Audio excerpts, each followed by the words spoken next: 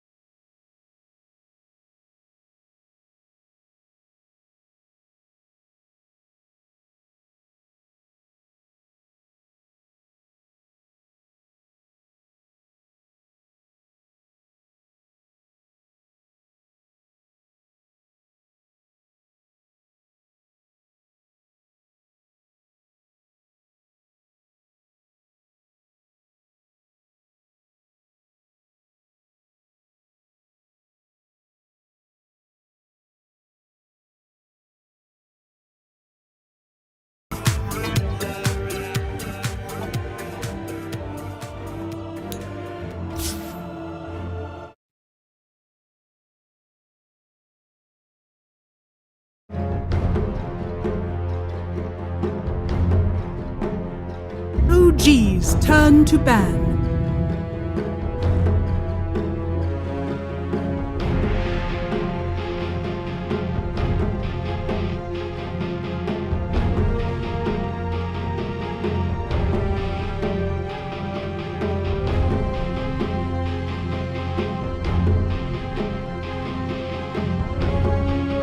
10 seconds remaining. 5 seconds remaining. Turn to ban.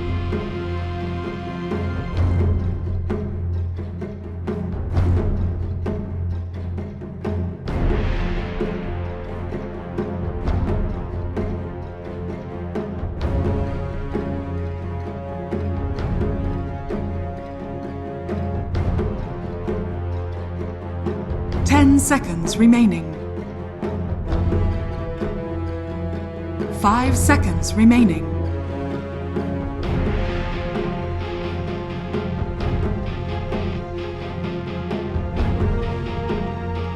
OG's turn to ban.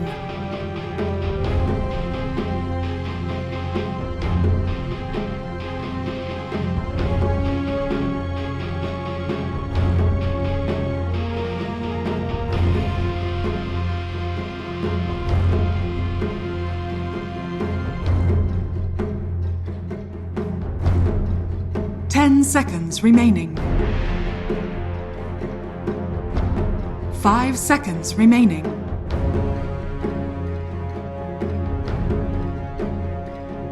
Team Secrets turn to ban.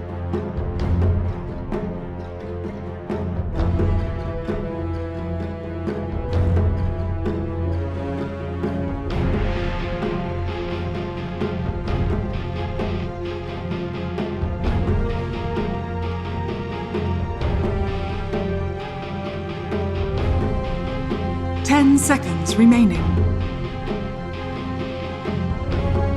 5 seconds remaining.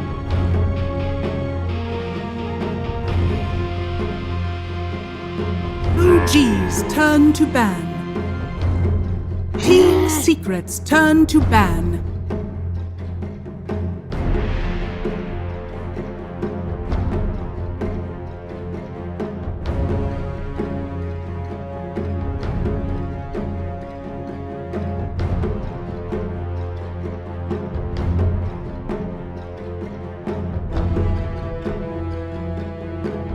Seconds remaining. 5 seconds remaining. Turn to ban.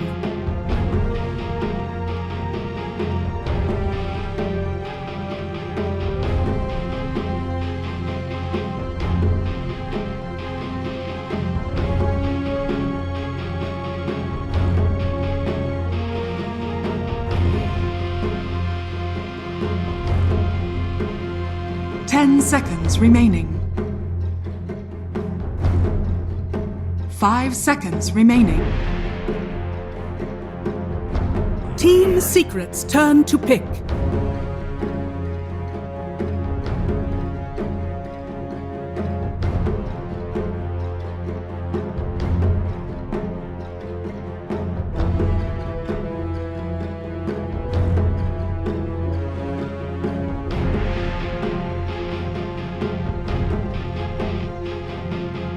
Seconds remaining. 5 seconds remaining. OG's turn to pick. Nirala.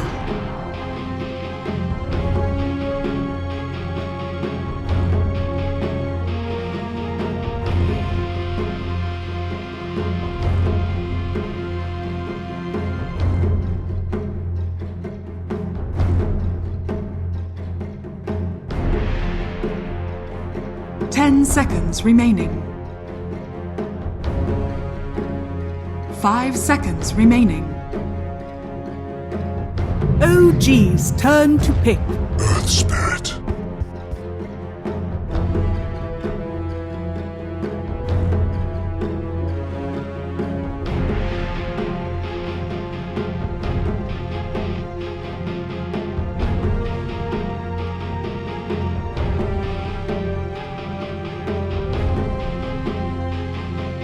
Seconds remaining.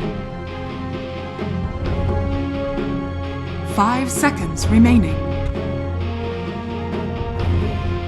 Team Secrets turn to pick. Grimstroke.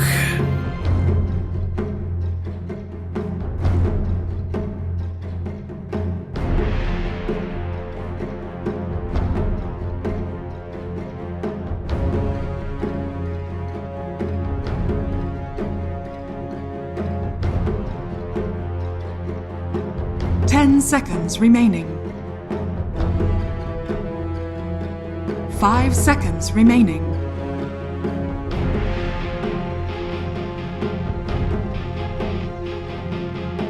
Team Secret's turn to bat.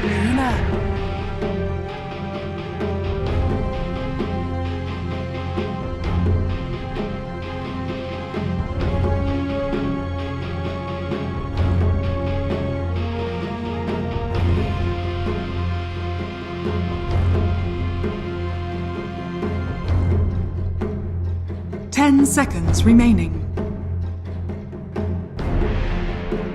5 seconds remaining. OG's turn to ban.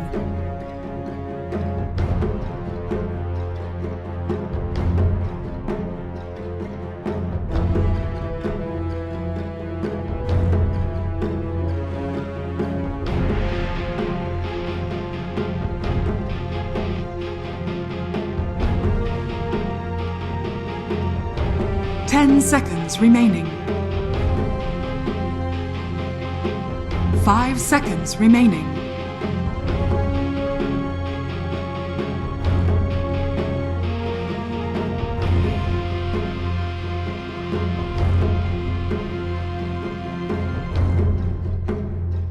你行，你行，你上，你上。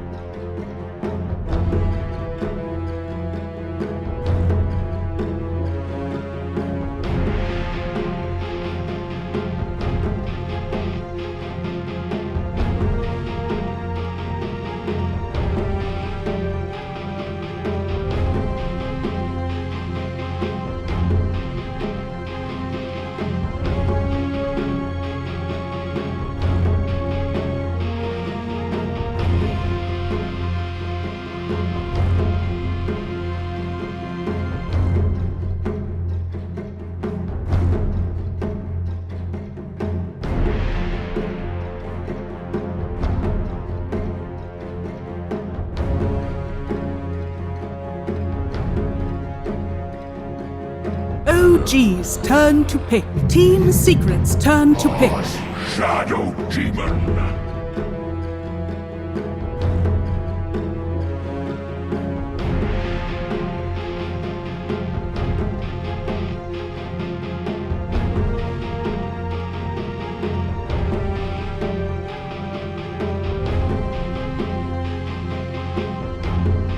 Ten seconds remaining.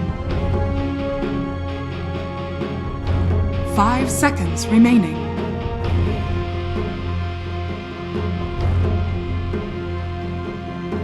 OG's turn to pick. Magi!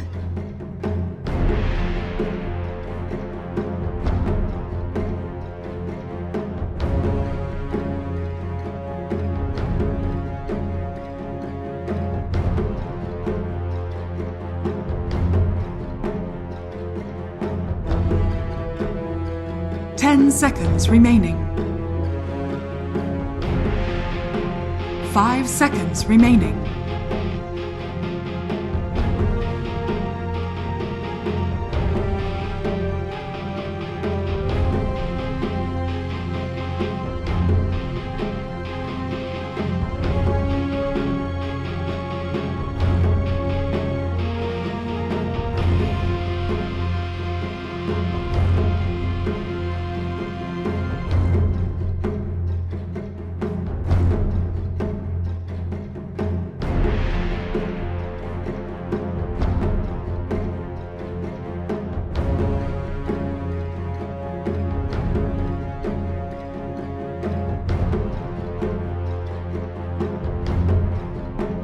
Team Secret's turn to pick. Wrestle Underlord.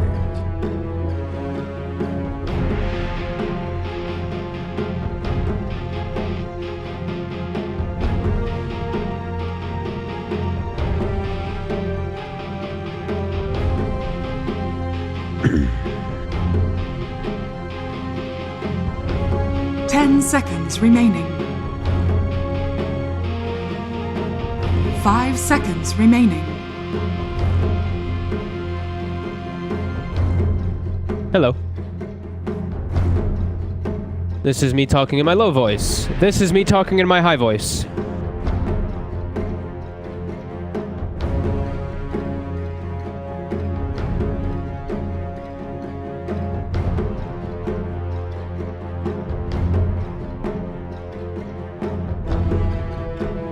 Yeah, sure. Hello, testing. Hello, talking normally, talking really loudly. Hello, I'm good.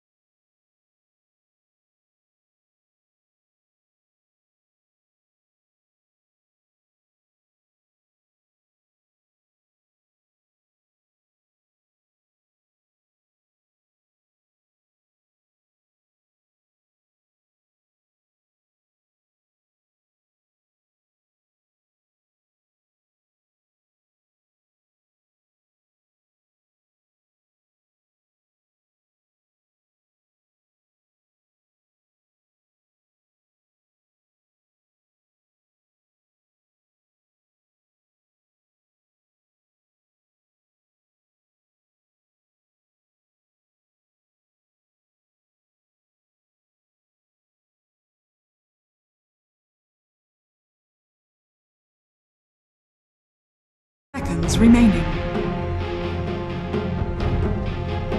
5 seconds remaining. Seconds remaining. 5 seconds remaining.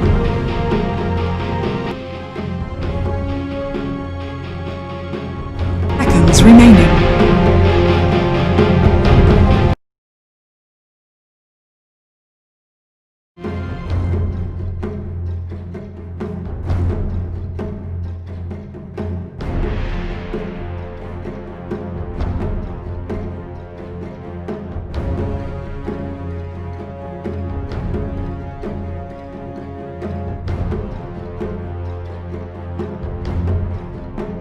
Team Secret's turn to pick.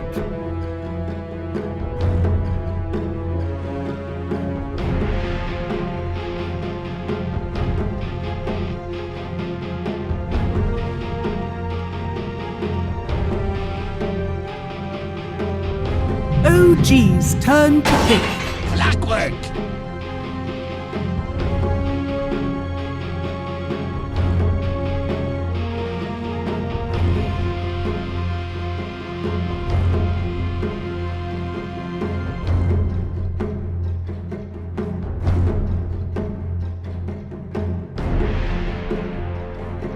10 seconds remaining.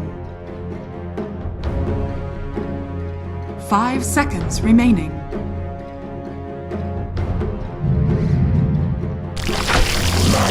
Choose your hero.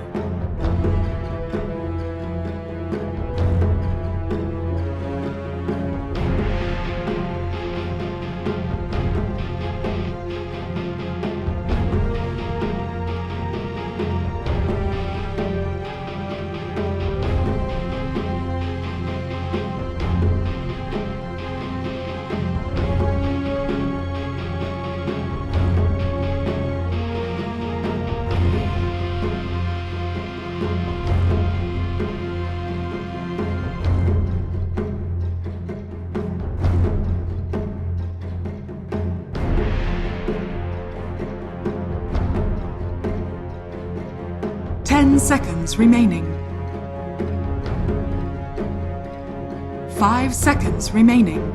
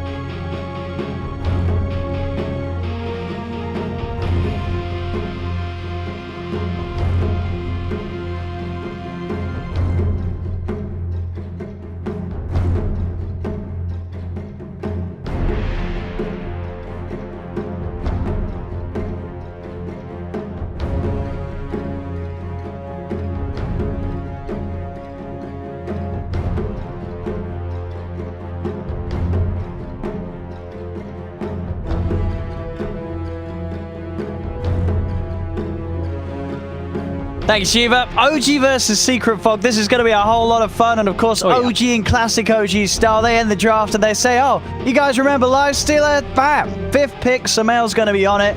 We're not seeing anyone else really play this hero, but OG, they seem to think that it's going to be the hero that's going to carry them through this game. Do you like the odds for them here, or do you feel the Secret's got a number on them on this draft?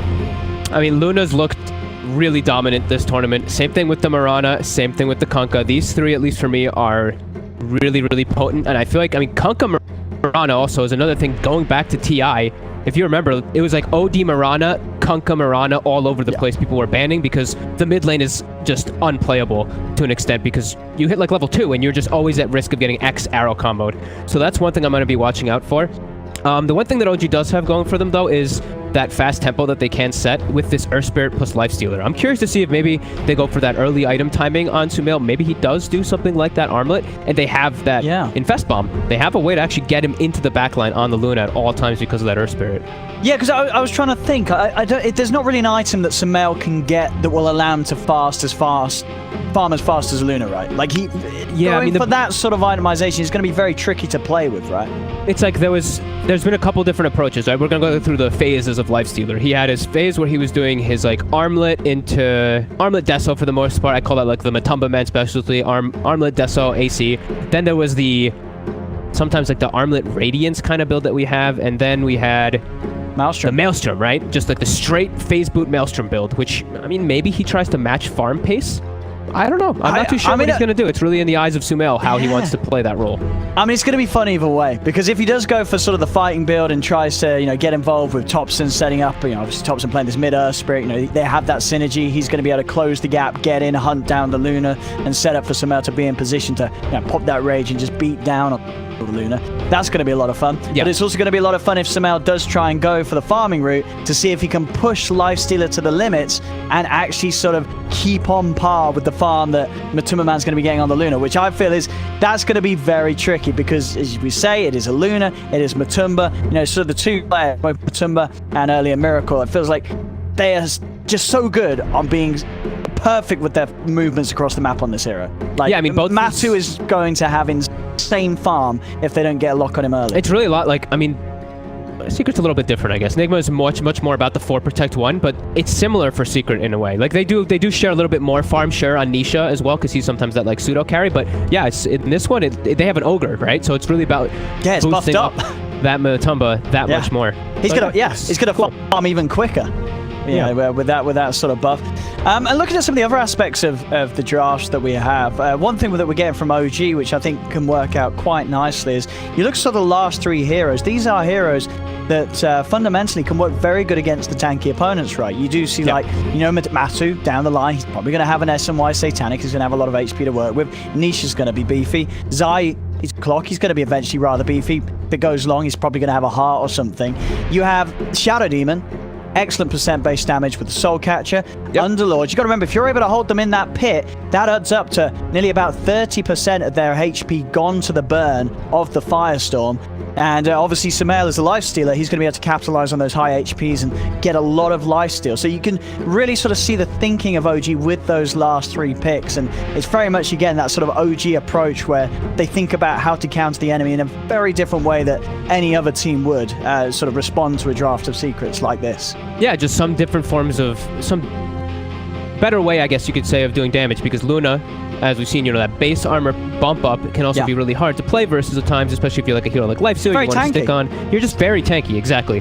And I feel like I'm a little worried still because that Lifestealer versus Luna matchup it's strange, because Lifestealer you can eat the Luna if you get ahead, but once you start falling behind, you're going to fall further and further behind unless the rest of your team is really dominating, because Luna just, nature of the hero, you're going to farm way faster.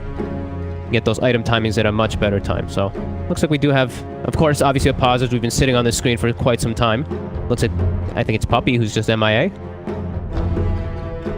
Yeah, it looks like Zai said morons AFK. So I mean, that's just classic Secret, really, isn't it? This team that sort of wins everything, they're like the top of the top. They're still calling each other morons, Yeah. At the end of the day, we're all Dota players, and it doesn't matter if you're sort of the best of the best. Your teammate, he's still a moron. So hopefully we'll be able to get everyone back in and ready to go pretty shortly. I'm just waiting, as you say, for all the players to come. But again, get yourself settled in. This is going to be hopefully a very fun series. Really depends sort of, for me, which OG turns up today, right? Because we know that Secret, they have been very, very consistent. OG, though, they have shown us promise in some of the games here at the Blast Bounty Hunt. They've come in with their innovation, and they've looked a lot more refined than they have before. They're obviously playing into better circumstances now, and it's showing. This team, they're coming in, and they absolutely could give Secret a bit of a run for their money here.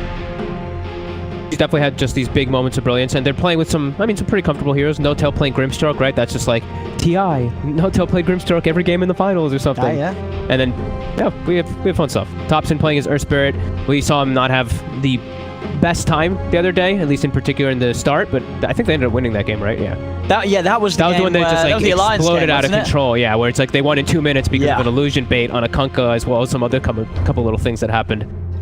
So that's true. We'll see how he does in this matchup versus the Nisha Kunkka instead of the Limp Kunkka. Yes, both of them obviously very, very good Kunkas without a doubt. In fact, I'd probably put them at the top in terms of these mid laners that consistently pull out top tier Kunkka performances. But Nisha in particular, he's the kind of man that gets on Kunkka and he's hitting insane GPMs. Like, he could very well contest the pace that Matu's hitting on the Luna with his Kunkka. If he's off to a good start, he's going to be able to sweep across the map, hit very high GPM. And I do hope he does. He was my prediction, Kunkka for the highest GPM this tournament, outside an Alchemist pick, which was a little risky one. What would you have said? I think I picked the highest Meepo. GPM hero? Oh, that's quite a smart bet. Because I imagine there's a Secret and there's a couple teams here, a lot of teams here that picked the Meepo, and Meepo can just win a game in 20 minutes. So I was assuming, there's probably going to be an 800 GPM Meepo game at some point. Yeah, I was sort of hoping for the 800 GPM Kunkka games, which we could see. And yeah, but biggest question, as I say, coming into this, it's going to be all eyes on Sumail. Just how does he play the Lifestealer? Because a lot of pros, I'm sure, will be watching, and they'll be like, all right, Lifestealer's been picked back up. Let's see what Sumail does with it. What does he feel is his approach to the hero that makes it viable in a meta where it's just fallen out of favor? You do have to always remember, it's like, I hate when people just look at builds and they're just like, it's this cookie cutter build. You're like, oh, he went Radiance, I'm going to go Radiance every game. You have to always factor in, he's got an Earth Spirit, he's got an Infest target, and he has Grimstroke. Grimstroke is always going to change everything because you have Ink Squall thrown on you a lot of the times. You have easier ways to get onto targets. So, yeah. Yeah, I think I'm definitely favoring what you mentioned, the Armlet Deso sort of fighting build, but who knows? Who knows? I mean, maybe he goes Battle Fury, That's what I'm wondering. There's a bit of me that feels, Scissor always building Battle Furies nowadays. I mean, what other heroes kind of touch upon it? Troll, right? Troll, Battle Furies, seeing a lot of high-level pubs, Battle Fury being built up. is it really at the point where Lifestealer Battle Fury is going to be a thing? I wouldn't be surprised. We're going to find out. The game Prepare has for battle. resumed. We're ready to go with this one. It's game one, a Secret versus OG. Let's find out what's going to go down between these two titans. So it looks who's like able to take the victory here today. Yeah, and it looks like Secret right away. The panel was talking about how Lifestealer, excellent matchup versus the Clockwork. So they're going to try to dodge that matchup. They're going to put an aggro tri-lane to slow down and shut down that Lifestealer. And on the opposing side, we will see OG at least for the moment setting themselves up down there aggressively too. And we're gonna. I might actually have to mute. I might have to mute some players because I feel like we're not gonna be able to hear each other a lot of times on these chat wheels. We're gonna have all the chat wheels. That is for sure. Two of the I mean OG of course in particular, an incredibly vocal squad. Yeah. And you know, Secret, they're gonna have fun back and forth between these two. This should be a really exciting just game for the viewers. Hopefully, it's not 30 seconds to a quick one by any means from either side. So this is a sort of a classic good vibe game. Yep. That you got these 10 players. They're all there to have fun, but at the same time, you know, there's going to be no holding back. This is going to have. We're going to get to see all 10 players playing at the maximum. Yeah, I'm excited to see Ogre again too. No Arcana. No beautiful set for him. But I mean, wait, it's an Immortal. Sorry, right? Yeah, he's got the back piece. He's got the Immortal back piece. Okay, he's got the Immortal back piece, but no crazy looking little Drodo. Yeah, he hasn't riding. got the chicken. Yeah, chicken. I don't know what you call it. Is it Drodo? I don't know. I don't know. Let's get Slacks on the lore on that one. Yep. Some sort of mount. Looks like they're scouting lanes, so Soxa immediately he was positioning himself on that bottom side of the cliff to see if he saw anything. So I think now they're going to know that this Clockwork is bottom. We see Sumail is already positioned down here, so they expected this. Yep, so he's actually warded behind the tower here, so they're going to see that Underlord is up top. They'll probably end up just sticking around here. Maybe try to get themselves a kill right at the start. Now. Your Admiral is on board. Sit there. They're able to find. I mean, both of them. These heroes on their own, playing close to the towers. Soxa, he wants a courier snipe, but he's actually just going to TP top instead. He should just stay near his Underlord to protect. And we'll see how these lanes end up turning out. I mean, ideally, who are you still moving if you're either squad here? I mean, Sumail's in the matchup that he wants. I don't know if you can actually you actually move your lanes. Okay. I think it's just going to be Yapsor moving around and getting a courier snipe immediately, and just playing around top and mid. I feel like bottom is just like Zai. Good luck. See you later. And then mid one, he at least has the backup of Soxa to protect him in case of those arrows. First one, swing and a miss from Yapsor. Gonna open up onto one a little bit with that stun. A few of them together do punch pretty hard. Has got that Atrophy Aura to help out a little bit against the right clicks, but still has to be careful in the early levels. Yeah, and they have the, what I call the tri-lane specialty, is you have a Blightstone and Orb of Venom, and now he's getting hit by these stepping two. forward. He's stepping up. He's going to go down it. He's trying to punch into Matu, but that was very ambitious there. He's just already seen how much right click he takes from the 3M. He just walked up. Easy fire blast for Puppey. They just right click the Underlord out of the lane. Yeah, it's gonna be a real tough time for mid one up there, but it's to be expected. You know, he's versus that super strong tri lane, and Zai, he should be under a similar amount of heat in the bottom lane. Beautiful body blocks. Oh, no tail. Giving some of his tail, blocking him off, holding him in. Your Admiral is on board. All right, yeah, indeed. The punishments for both of the side laners beginning. Top again, mid one. Puppey can get some sweet body blocks. They can certainly have a good go at that. He's still got the fire blast. Saxon will come out with the disruption to buy mid one a little bit of time. Mid one hiding in the trees. Puppey also low effect. The poison on him. Matu steps back forward. In fact, Matu, he's got the fairy fire. He's got to run. He's got one more firestorm. It's going to tick him down low, but he will be able to live with the Tango regen going. The right clicks. Turns. Yapsa tried to finish him. They're both getting so low, but mid one will be the one to come out on top. Another Lucid Beam. Matu, could he finish this off? He can't get in range. Mid one, he's going to lift this. He gets the stun. Oh. He's got the move speed, the Orb of Venom. Oh, he's punching. Oh, and he's got him. Puppey gives him the big old club down. And will kill mid one for a second time in this top lane. But I mean, we said there'd be fun, and there certainly is already. Both teams just ready to battle.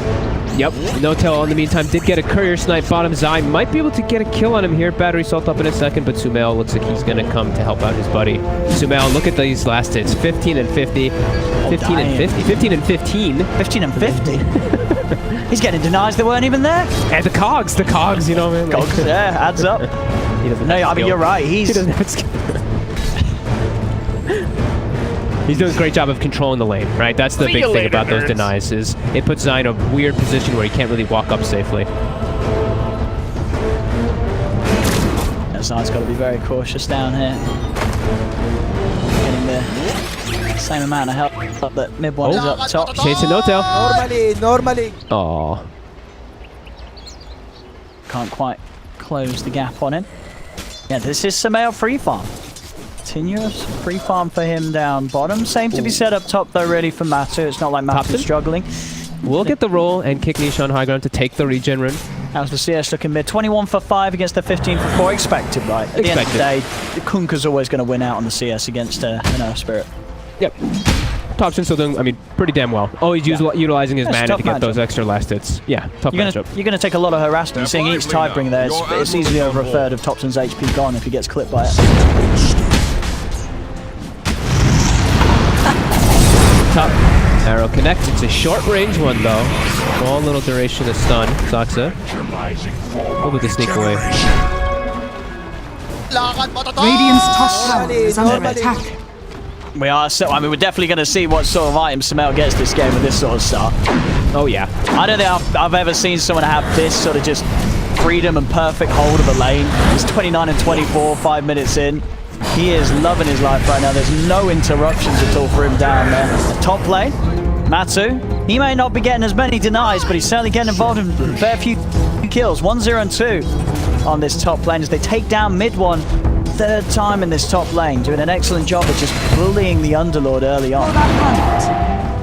Yeah, also might be able to get Saksa. He's kind of stuck by the creeps. Let's see. Oh, he's out. He actually got stuck for a second. Yeah, he got scared. Goes for the leap out, doesn't want to get trapped and have poison stack up on. Your admiral is on. So leaps away and Saksa will live. He's going to have to take the walk almost certainly back to base as he's got no regen out on him other than the clarities. They've just decided to actually hold their tri-lane the whole time since they have that Luna up top, and Luna is, we saw, you know, Luna sometimes if you're put up in that top aggressive or bottom aggressive lane, you can be at risk of dying because you're just a fragile hero. So that's the choice that they decided to rather than set up any kills onto the mid lane with the arrow. And now Thompson, he's actually looking to get maybe aggressive onto Nisha. He's going to put the Magnetize down on him into the slow. No tails around as well, can offer up the Ink Swirl, staying on top of Nisha. Nisha trying to get out with the TP. Oh, it's a close one, but he's out. The TP heads up play gets him out just before the Ink Swirl stun comes in. Radiant's bottom tower is under attack. Gives time for Thompson though to really even out that lane. Because he's only 600 behind. It's not that much. And oh, what the? Zai, I guess Sumail lost track of his courier for a second there. Zai will just hit it. We see couriers die so much, I swear. Radiant's bottom tower is under attack. No real thought or love given to the couriers at the early stages of the game. Yep. Thompson, Invis, he wants to bring the action up top toward Matumba. He used his Magnetize though. So one thing, he did use it in mid. Yeah, I feel like they're going to need everything. The No-Tail has to be close behind, otherwise they're just not going to have damage to get a quick kill. They know that Nisha can't react though, because he TP'd back to base and he walked toward mid, so he can't actually react to the play up top. Let's see what Thompson can do. This is under attack. Going to be hard. Going to try. Opening on to Matumba Man. Firestorm down into the Ink Swirl. TP's coming up. They're underneath the tower though for this attempt. They're trying to finish him off. Matu's still alive. He's got the back of a puppy. Roll away from Thompson. He's got to bail out of it. He knows he can't get the kill anymore, but he's dead. The tower hits connect. They jump forward. They take down No-Tail. Now they're looking over towards mid one. Nisha's even coming to join in the action as mid one. He's going to get taken out as well. 3 of them dead on OG as they just tried to force that a little too hard. Thompson with the Invis Rune really wanted to make something happen, but it was too close to the tower and they just didn't have enough firepower to take Matumba Man down immediately. He's just tanky enough. Double Wraithband build. I believe he had the 1, 2. And we saw Nisha, the way he played that. You see how interesting it is? Like, he doesn't just stay mid and casually farm. Even though his TP's on cooldown, he knows that Thompson was running top. He made the whole run there to make sure that he could help. Look at this Thompson. Instead of being that TP straight back up to top. OG want to continue to try and fight. Nisha's still here. No-Tail. Ink Swirl will hold back Nisha. Thompson's rolled in, but he's rolled straight into an Eclipse. He's tried to kill Matu, but Matu's going to live again. The Magnetize will take him down, but it's not going to be enough damage to kill him off as the Kunkka's run from Nisha flies over the head of Luna and gives him just enough amount of safety to get out, as that's a second failed attempt from Thompson to kill Matu in that top lane within a couple of minutes. Radiant's bottom tower. That's going to hurt their mid game a hell of a lot. Now it's like Sumail. the game is in your hands for quite a lot, you know. Please carry. And, Quite a lot of this in the game. He's getting the farm. You know, 60 and 35. His CS still looking pretty fine down here, and he is going for the armlet first. So as we say, I think we're happy to see this. Right, Absolutely. this feels like the much more natural build up to punish Secret's lineup. You're not going to be able to out farm a Luna. You've got to get in their face. You've got to be involved in the fights, and you've got to kill them before it gets too late. Yeah, it's always just, I mean, it's always been such a good item on Lifestealer for so many reasons. Provides you armor, you're a little lacking on that. It just gives you everything you really need on the hero. So, yep, definitely liking that. He's, like I said, he's going to be kind of alone for a bit, though, as Thompson's been shut down now twice. His net worth will be pretty crippled. And mid one, too. As we said, like, top... we always talk about how Underlord, it's like, you're not doing your job unless you die a lot, but he gave up 4 deaths there, and they weren't able to really counteract that all. His bottom 3 net worth. He now has stacks, though, to at least farm and catch up on. Hopefully, for himself, he doesn't get those stolen, as Puppy was pinging it. They seem to be aware. Yeah. He's going to clear them before they're over here, though, by the looks of it. Mid-one will make sure that these are cleaned up by him and the gang. He needed those pretty badly on the Underlord. Really needs that catch-up. All he's sort of had coming out of the lanes is it's just a +2 permanent damage. That's all he has to show for the top lane. Now, top, they're trying to contest around this outpost. That's a fantastic 3-man torrent, but Samel pops the rage, turns over towards Puppy. Puppy's tanky, though. They'll look towards Nisha. He's got the magnetized on him. Zai coming in for the backlines, pushes No-Tail off to the side with the cogs. They've managed to kill off No-Tail. Nisha getting very low here to the Mantis, trying to run from mid-one, but mid-one, he's punching. The Lucid Beam does hold back mid-one once more, but he still gets the chance to pop the Firestorm, kill off another. They're even able to find, but Superman, it's all chaos at this top lane. Aptor's hiding in the trees. Thompson's going to have a rolling boulder up in a second. He could be able to fight. Yes, he's going to go for it. Blindly doesn't go for it. It's a little too late, so Yapsor will be able to TP out. OG are able to punch back quite hard into Secret. They get the 2 big kills. They take down Nisha and Matumbaman. Fantastic positioning, but clear 2,500 damage. Pretty much the majority of his entire team. They're going to find Zai as well. No-Tail had the lock on him, runs him down with the Inkswell. Saxa ultimate place with the disruption, and OG, just like that, kill off all 3 of Secret's core back to back. Huge movements. Having to utilize almost all of his stones though on Thompson, so he's down to the 1. So his aggressive potential now the next few moments is going to be a lot less, but a huge win for them up top is it's the armlet finished, and we see that. Right, and he's going to get it at a very good time. Some top net worth right now. Armlet done. He's very hard to make moves upon. He's able to move around the map freely and farm where he wants without too much fear. So it's going to be a lot of fun too. Is Nisha. I feel like, you know, we're living in there's a lot of time. Saw 2 teams go ahead, but of course having an armlet built. Like either the halberd or with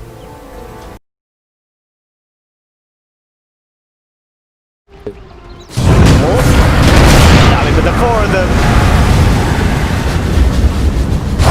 Okay, we're gonna. Samel wants to join in the party. For them, just collapse on Unko. Already Thompson, he's eyeing up for more. He's going to see if he can catch, but Yapsor is out for Thompson. Buying space for Puppy to escape and retreat, and the rest of Secret will get out of there.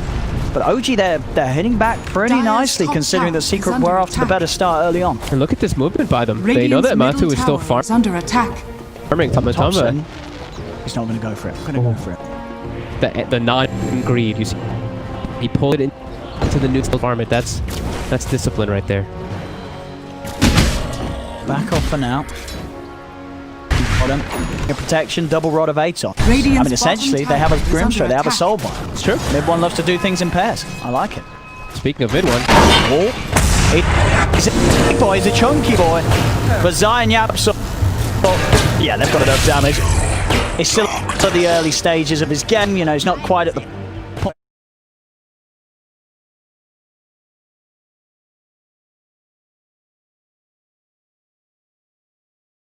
tower range. Oh, interesting. It was on the cliff. I guess it was right on the cusp of the. All right, well, interesting. I'm sure he was like, "What? Okay, free money, free war." All right. See that every day.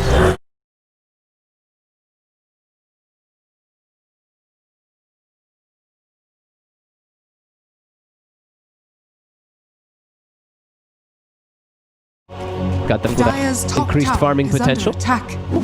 Now he should be camping up past Sumail pretty soon, but Sumail's been doing a fantastic job of being crazy farm. Like 102 last hits, 40 denies. Insane. In this bottom lane, they'll be able to take this Dire's tier 1 middle tower. It's already very is low, under so attack. will be an easy tier 1 for scanning. OG. More money to the bank of Sumail. It's the last hit. Boom. Radiant's Extra money for the man. bottom tower has He's got the fallen. gold done for the first move off his deso. Very, I mean, I say very little, but actually like 0 D push on the side of Secret. When he is set up first, very tough for Secret to defend them unless they actually just bring the whole squad to just take a fight. They can't just slow down the pushes by any means with some type of like, you know, illuminating their breath. The cores. I get sure the risk global. Yeah. It's still requiring the attention of your cores to come and respond to this. And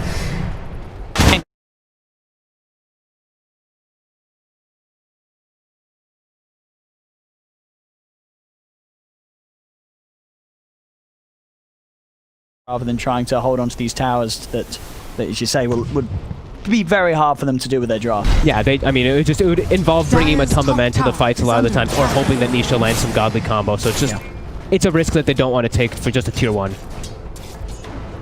And you see how aggressive OG is playing. Because of that, they understand that. They can play all the way down here, push forward.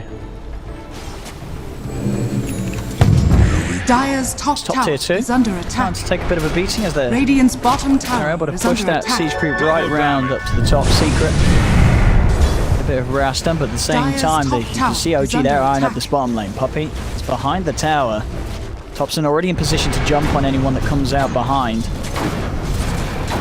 If they want to dive this though, they do have the entire squad out, ready to look for action. They put a ward down behind the tower as well. There is a sentry there, which we'll be able to de-ward that one pretty soon. He's going to show. So I guess Puppy is the D push. Just Bloodlust. That's, I guess that's a D push. You Bloodlust the tower and it kills the creep, so that counts. They're hunting for him now, though. I think yep. He may have bloodlusted his last down hit. As there's the roll in. It's not going to be on target though. And that's this move is going to buy time for Team to come in there. Chain stunning Sumail. Still got the chance to pop the rage.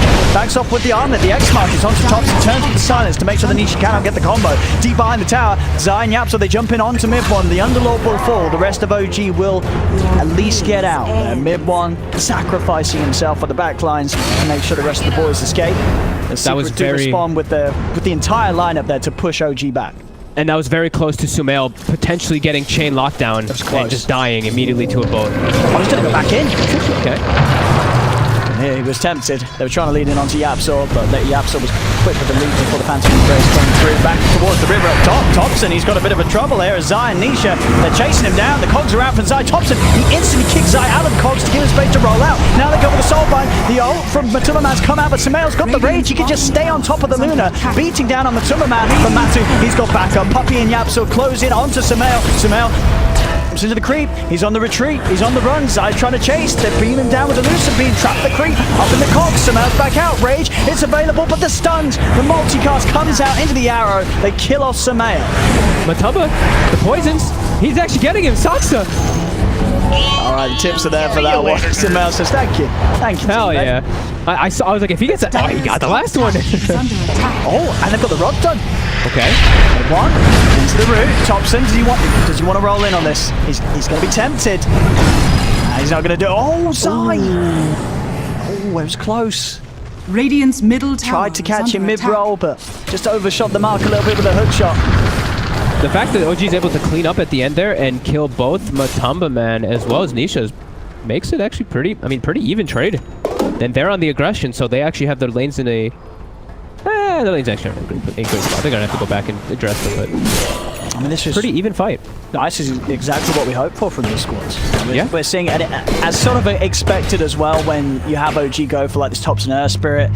It is going to be a game where Sumail's just going to sort of steal the show as the carry, right? He's going to be the hero that they're going to just shovel the farm onto and hope can carry them through this. Whereas Secret, but as I said, both Nisha and Matumba Man, they're going to be sort of competing with one another for the top spot in terms of farm. That Secret is going to have this better split of farm, whereas OG is going to be all on Sumail.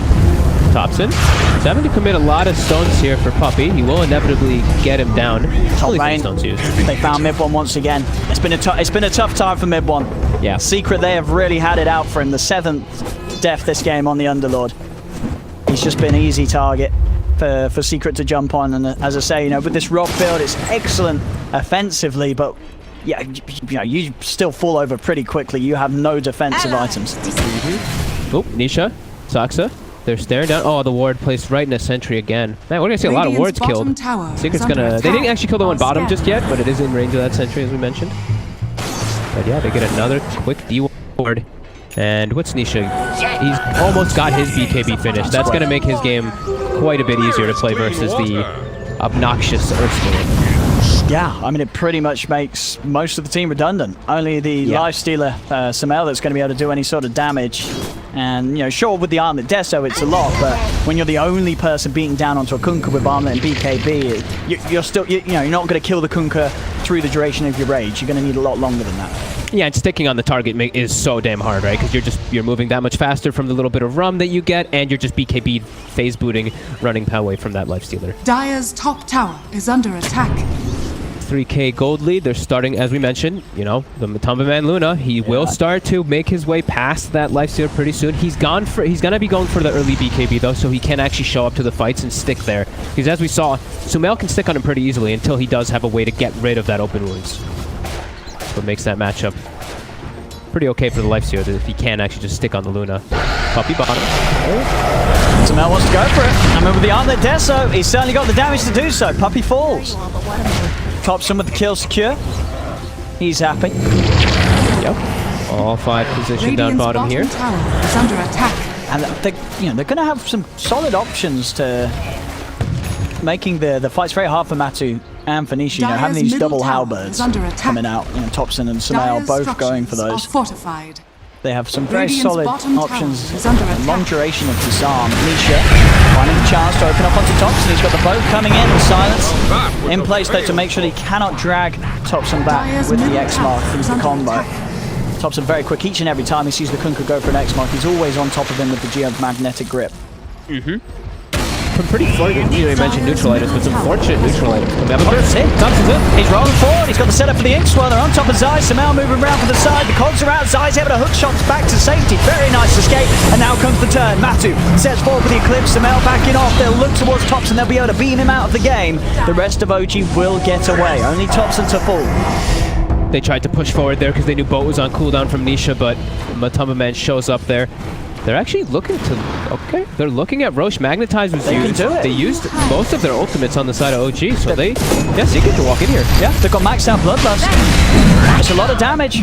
OG, what are they going to be able to do about this? No Thompson Earth Spirit for 20 seconds. No one else that's really able to just jump in the pit and make a steal, so Secret more than likely just going to get away with this one for free. Roshan is going to go down. OG's trying to step close, but Roshan will fall. Matu's able to pick up the Aegis, and now Secret can happily take a fight. They'll turn over towards Saxa. Yapsel does get rooted, so OG will be able to take away one of the members of Secret, but still it's Secret getting away with the Roche, and Matu getting away with the Aegis in his hands. Good heads-up play there by them, knowing that they have the damage because of that max bloodlust. They also, I think they had an Alpha Wolf in the middle of the fight, right, from Matumba Man, so every little bit counts, every little bit adds up, so they're able to get that one there pretty quickly with that very fast move.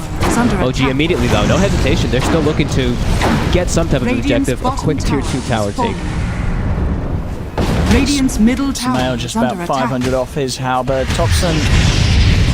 Even with that death, he's going to hit the halberd at the same time. Matu gets open on him too, but the Helmet of Dawn Micro, he just sets up straight back onto Mid1. Mid1 really struggling to have as offensive of an impact as he wants to this game, as each time he shows, Secret just ripped through him incredibly quickly. That was, that one was the one that most of his deaths have been kind of unavoidable. That one he literally just ran in and kind of gave his life to them for free, because his team was still kind of far away when he first made the move there. He got his iron build done though. And it's a baller iron build. Rod of Atos into straight bots on the Underlord. He's going to be farming waves wherever he wants, pushing out the lanes, and hey, sometimes it may cost him his life. But I imagine when you're going for the bots this early, that is the intention. He just wants to throw himself out on the map and keep Secret away from pushing up towards the high ground. In the jungle, Secret, they catch out Saxa, a little far out position. Mid1's going to come in with the TP. Thompson here as well with that invis. It's very spooky though to move into their own jungle with Secret having control of this area. Matu just taking this tier 2. This tower gold, he's going to have the money Dire's top almost tower has very, very shortly for that Eagle song into the butterfly. I can't tell if I'm like drunk or something. Is that bugged? It says mid one has 315 movement speed, but that is not 315. He's moving like 415. Am I crazy? Radiant's He has middle tower bots is under attack. and a movement speed talent. Like there's no way that's his movement speed. Well, let me do the maths. He should have 415. It's a feature. It's basically what Gaben has said. He said, you know what? We're not going to do the maths for the players anymore. We're going to make them do it themselves. So we're going to throw a bunch of numbers on the screen in the stat box, and the players can work it out for themselves. Do you not like? Does it Everyone's going to get a little bit bonus? smart. No, I think you're right. On my screen, it says he's moving at 315 movement speed. Now, I'm an idiot, so I could be convinced that that was 315 That is movement not. speed, That is way too. You're Look at telling me those that. legs. Yeah. He's moving way too fast. That's definitely 415. So, okay, that's... I mean, maybe Boots of Travel doesn't show the addition to it. I haven't actually checked every time. Sorry, my neuroticism noticed that he was moving way too fast, and I was like, what do you mean 315? An interesting Dire's observation. middle You just tower lost is your under TI attack. invite. Well done. 5K What lead. TI?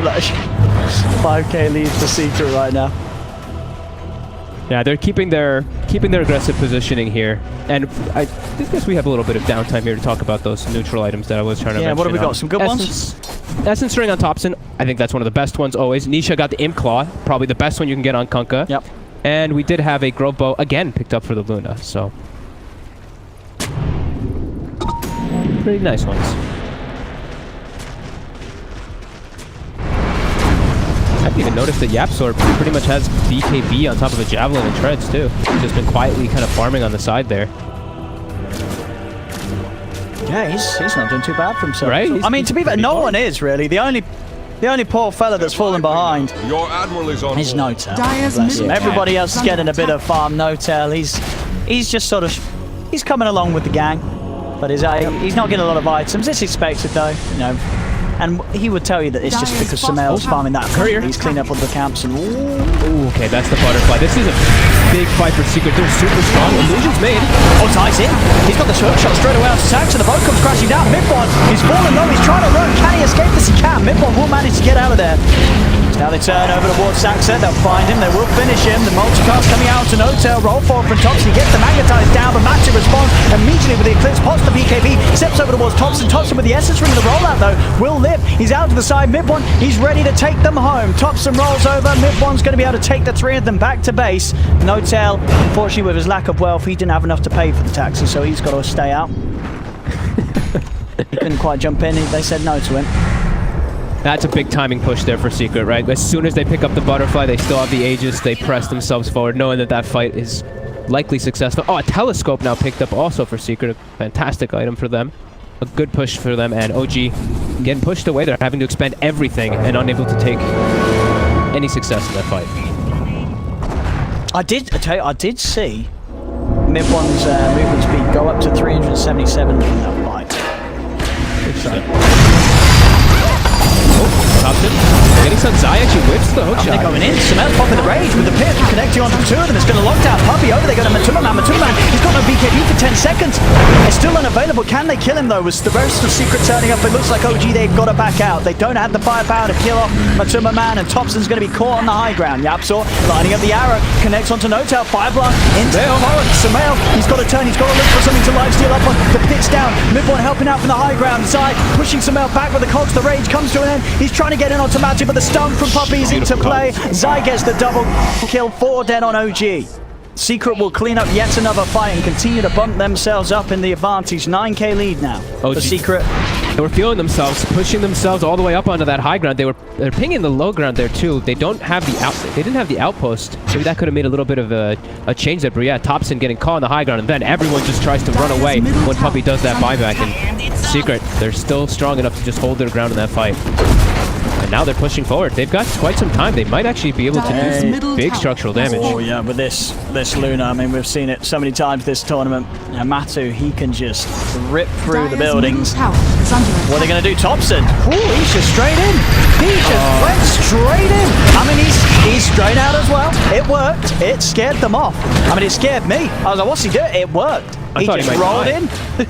The Gapsor wasn't there for a follow-up arrow. That could have been pretty scary spot for him to be putting himself into. And Moonlight Shadow, they're going to back themselves away. YapzOr still kind of inching himself forward here. Maybe trying to break a smoke. Might be able to find Mib one. They're looking for a fight. Oh, they found him. Cog's out. And so is Mib one. Nice. One more. He's still got the hook shot. Oh, the courier. Oh, no tail. He finally was able to afford a TP and he loses it on the courier. Sad times for the Grimstroke. Sumail is over towards Nisha. Esports done will connect. They're trying to bring down the Kunkka, but he's so tanky at the same time onto the sub. The Puppy is a bit focused. The Soulbind is linking them two together. Puppy's getting low. Puppy, can he live? He steps to the side, but Saxa will kill him off. So the purge comes to an end. The boat crashing down onto Thompson. Thompson pops the Essence Ring, but YapzOr's there with the arrow. Thompson cannot roll out. Jump forward, Sumail. He's trying to commit, but Matsu's still got the BKB. Good to go. He's just going to turn. Sumail, can he live seal up enough to live here? He's trying his best, hitting onto Nisha, but he's backing away. The X-Mark grabs him. Thompson wants forward. The magnetize is still available. He kills off Nisha. He's going to get Matsumaman as well. It's carnage in the jungle of OG. And it may not even be over yet. Mib one and Thompson. Seeing if they can find YapzOr. They might be able to chase him. They're going to turn their attention over towards Zai instead. Roll forward onto Zai. OG looks like they may be the ones to come out on top of this fight this time round. Another roll in. YapzOr step forward. Thompson's going to want to chase this. He's got bolt charges and one charges ready to go. Rolls forward. What's the leap status on YapzOr? He's leapless. He's leaped his last. The pit's out. They have the root control. Rotovatos is back in a second if it's even needed, and it's not, because YapzOr, he's already dead, and OG, they'll team wipe Secret. Wow, some big buybacks coming out, and they're able to chase forward there because of them. It's pretty big there for Thompson in particular. Sumail, though, not alive during any of those kills, is the unfortunate thing for them. But they do clean up pretty significantly, and now they can push their lanes out, clean up and fix that gold advantage that was getting close to 15,000. Yeah. They needed that fight. And I like this as well from Sumail. This is sort of the classic carry move. When you're a carry, you dive first in the team fight, you see all your supports getting all the kills. You buy that tone for yourself. You're not letting them have it. They're like, you guys just got all the cleanup XP. Tone for me.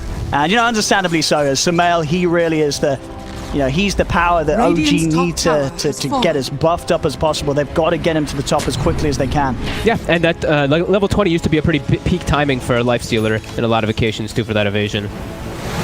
So we did see also in that last fight, Saxa with those illusions did a lot of work. When he had the Soulbind, pretty sick. Whoa. Uh-oh. No tell. He's been X'd. I may just have to leave this map. Well, Thompson rolls out. I'm going to still try and chase. Nisha's got X-Mark back in a second. Hit on the side, holds back Zai. Zai's still got a hook shot. If he can find the angle, could dive for this. Mid one, he's already taken him out. He's already taken Saxa back to say, he's all got the X! He gets it right in. Oh, no! Oh, Saxa. It was not a safe trip back home. He gets yanked out of the taxi door by Nisha.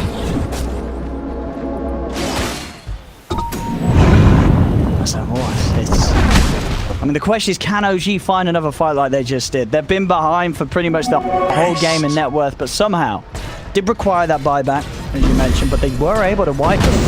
Thompson gives Zai a bit of a boot, but nothing less, just a cheeky one. Just got the haste ring. They do have a business.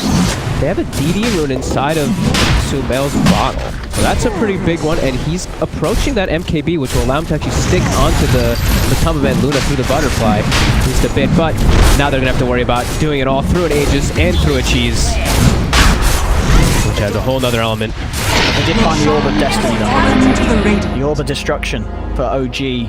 One of the, well, I guess the Paladin's still better. Bottom tower is under attack. Someone's gotta have the Orb. You gotta have someone holding the Orb. I mean, yeah, Sumail's gonna get it out. Yeah. He favors it over the Paladin. It's just so, it's so good. That with the Deso. Sustain's not his problem on Sumail, right? He damage. needs just the straight damage to be able to stick on the targets. And he's getting it. MKB is there in a couple of 100 gold. Looks like they won't be able to do anything with this DD though, as it does expire. It's automatically popped. Oh, but I mean, Matu is down here, and he's only got the clockwork near for the moment. Yeah, they're on him. With the DD, they're making quick work of it. That's the Aegis gone. They're going to start bailing as they know that this will warrant a response from Secret Zai. He shoots and he misses. He may still be able to run them down, or not. Saxa slows him with his demonic purse. Sumail's thinking about going back in. Disarms there onto Matumba Man. Matu still has the BKB if he feels He's been put under too much pressure. He's holding on to it for now. OG, they'll decisively back away. They know that Secret will have had time to respond with pretty much the whole team. They don't want to try and fight them out here.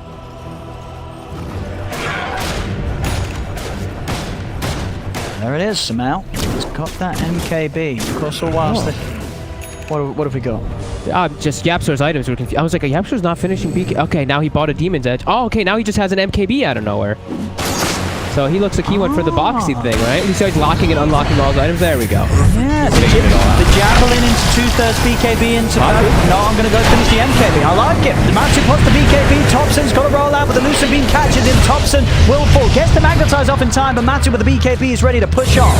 So they can chase some more. No-Tail, Soulbinds, both Zai and Matu together. Saxa goes for the TP out. They're still hot on the collar of No-Tails. The X-Mark from Nisha will grab him. Secret will be able to get both of them. 80 seconds, no Thompson now. They have all the time in the world to push these lanes out, which I believe were they are the double catapult waves too that were coming in. So this is going to be a big push coming here for Secret if they do want to turn it into one. They have their own double catapults pushing forward. See, I mean, do OG want to try and fight at this tier 2? I feel like, well, with just the 3 of them, they can't, right? They've got to wait for Thompson's respawn. Yeah, they absolutely have to wait. And I mean, it's tough now though, because we talked about Sumail, he's all about the damage. Look at the sustain now from Matum in these last few moments. Not only does he have the cheese, he's got the Satanic, and he got the Paladin Sword. So he's got, you know, he's got the gorgeous lifesteal to hold his ground. He's loving life. Dire's bottom tower is under It's attack. another big old Dire's Luna. structures are fortified. 30 seconds. No Thompson. Zai, he's just in. Oh, he's in. And with a cheeky force, pushing mid-1 out into the face of Matuma Man. Still takes a little bit of a beating. Dip pop. The Satanic there still has the BKB and the cheese. They'll reset. That was mid-1 himself also having to use his BKB to remain alive, and Secret will back off. They know that Thompson's coming back into the game. They'll more than happily continue to farm at the map. They know that both Matu and Nisha are just farming at a pace that nobody, even Samael, is able to keep up with right now in OG. All of them are staying here now. They're understanding the strength that they have at the moment. Don't let OG leave their base. As soon as they do start to, you see them shifting. They know that they're probably trying to make a move outside. Rockets to scout things out. Zai, he wants to hook someone. Blink forward. Thompson's going to kick him up to the side, but Thompson's been X. He cannot escape from this. He'll try his best, but Thompson will fall yet again. No buyback, dead for 70. Rods out onto Zai, but he's quickly forces himself outside of the firestorm. Be able to clean up the illusions, and Secret again just getting these kills and then not being punished at all. They're now 16k ahead of OG. Samael's going to head up top, try and get some space to push out this top wave, get some money towards his next time. The AC, but he's still very far from finishing it, and he's going to have to come back and help. They're losing the tier 3. They'll instantly collapse onto Zaxa. Samael pops the rage. He's trying to kill off Matu, but Matu with the BKB, with the Satanic, he can just turn. Ooh, onto Samael. Zai controls him with a hook shot. Samael dead without buyback. Secret, they can finish off this mid set of racks and almost certainly go for more now. Nearing 20k, it's over it. It's over 20k advantage. Matu and Nisha just farmed to epic proportions this game. And at the same time being so involved, so active. Mid-1 steps forward, but instantly falls to the damage of Matu. No-Tail dies in a torrent. This will be a second set of racks for Secret. Bottom tower has fallen. A Secret starting this series off with a bang. Mid-1, he fought back for this. An instant death on the Underlord. Thompson as well, controlled by Nisha. They're trying their best to come up with one last final hold, OG. But they just don't have the means to do it. The bottom rack's already gone. Matu, he's ready to roll on to the next game. He's finishing off the tier 4s. Samael will be back in 20. Maybe they can go for one more chance there, but when that happens, they're unlikely to have Thompson. Disruption saves him from the X-Mark drag back, and he's actually able to roll away. Thompson will live. But the tier 4s, they don't have the capability of rolling back to the fountain. They're dead. The Ancient's exposed. So is Saxa, as he's blown up. Matu pots the BKB. Thompson rolls forward to his death. This game's over. Game 1 is in the bag for Team Secret.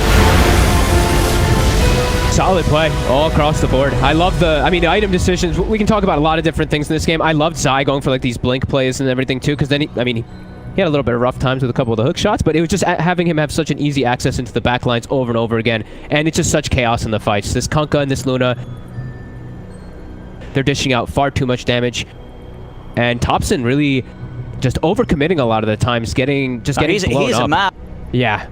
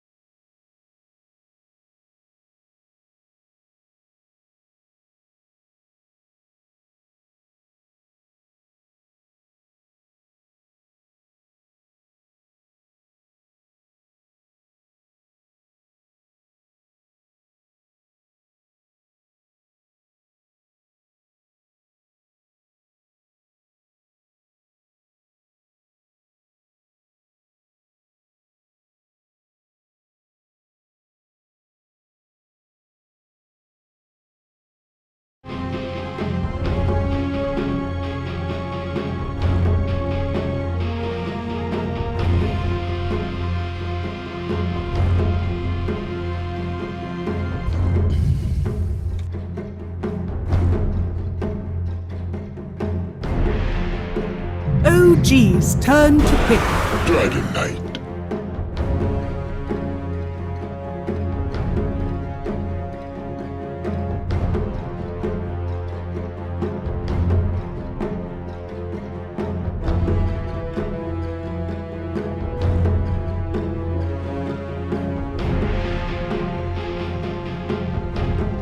Seconds remaining. 5 seconds remaining.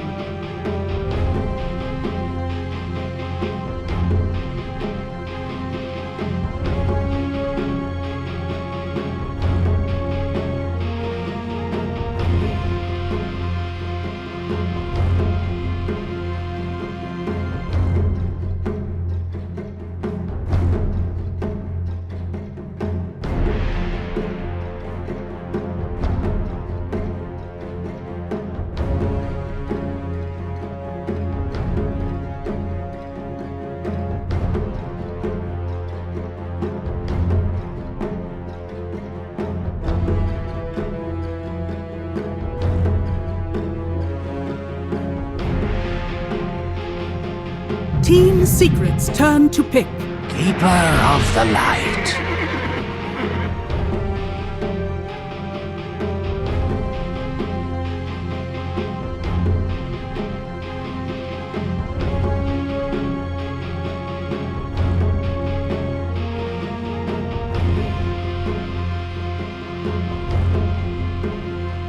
Seconds remaining. 5 seconds remaining.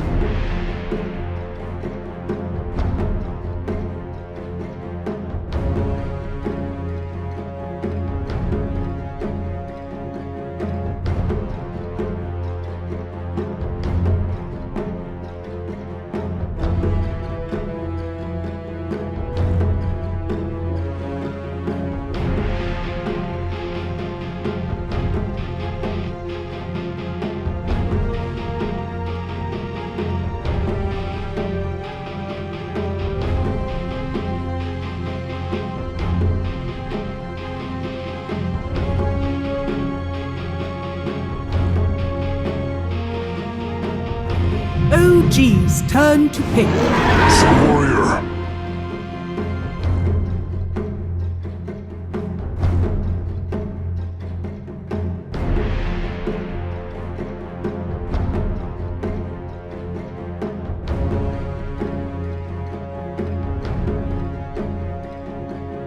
'Team Secret's turn to ban. Warlord.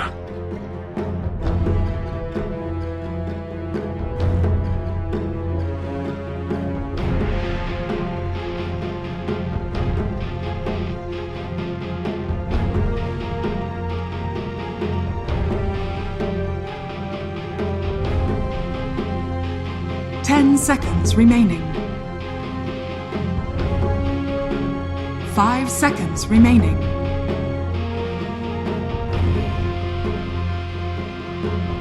OG's turn to ban.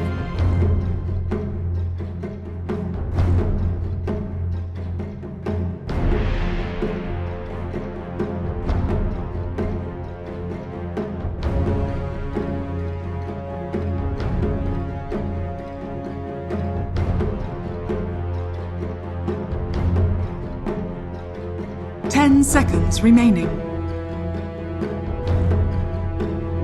5 seconds remaining.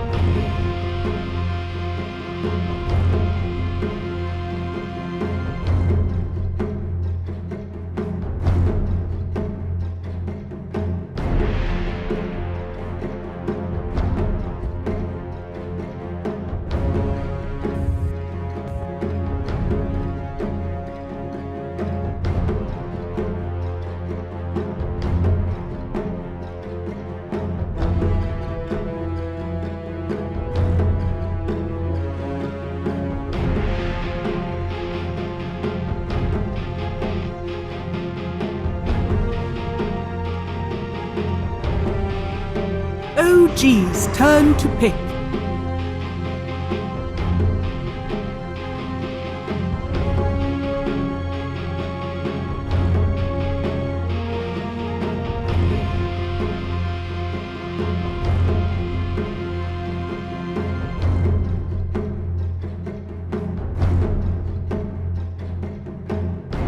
Ten seconds remaining. Turn to pick.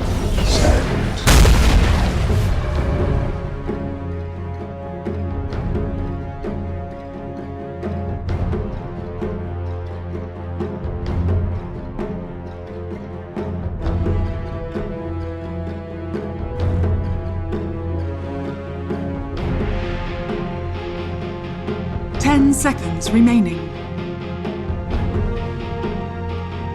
5 seconds remaining.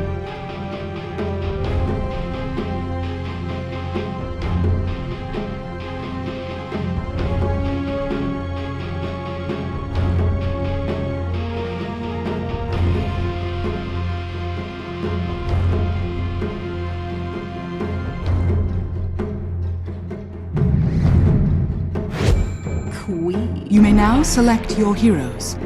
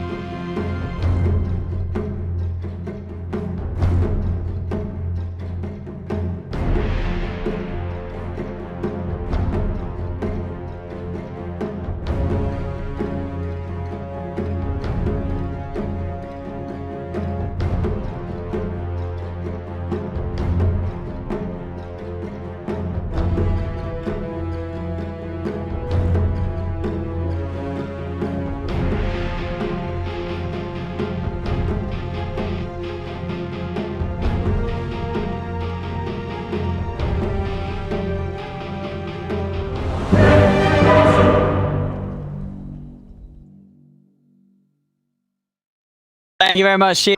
Now we get to see it. The old chap saw luminaries always like this. I was still against the pound and has had some changes since the time when support was always very much a very well, not a common thing, but people. What do you think about it? Why the Secret sort of switched it up, you know, they backed out at the first pick, and then they said, well, actually, Prepare for battle. It's the bait play, right? You're leading them, and then you just switch it up. Okay. This patch, I've seen a lot of weird, a lot of 4 or 5 options. Not right. Let's be able to make it work. Like you guys, it's base damage, damage bonus, 8 armor bonus. It's not the time of gap. I believe it was the attribute bonus when he won for the most part. So quite different, but in tri lane, hey, especially with the tree they were mentioned, tree has 91 base damage. Oh, so you do the maths. It's like a plus 10 damage easily. Nice. Too bad. You're right. Oh, good guys right now. Not decided what lane he's going to yet. Looks like they're just trying scouting right now. Really full decided choices here. Nisha now delivering his. What's now? The stuff, yeah. Yeah. But it looks he's going to be versus Sumo mid, so it's a little bit of a tricky kind of probably like, hey, playing the troll, but it's going to be Sumo playing MP in mid. So cool little play there. And we've seen Inches Profit. Not that much, but NP versus Quap, it's a pretty good matchup for the Inches Profit. What do you think that we are seeing that switch round? Is that Sumail just being for the profit player, or? It just the trick. It's just Sumail's not gonna play mid. It's gonna be tops in mid, so they're probably just trying to trick them up there. I'm sure both of these players could play it. But yeah, this is just really what your opponent, because Up always plays mid, and just much better if he's gonna be posted versus a Tron versus a dual lane or whatnot. I like this. Well, here we go. You know, back to mid. Yeah, no, should do. I mean, so you have better. You have all these treants all the time for harassment and for hitting. Yeah, I think he should do fine. I think it's hard as well as the court to really sort of go.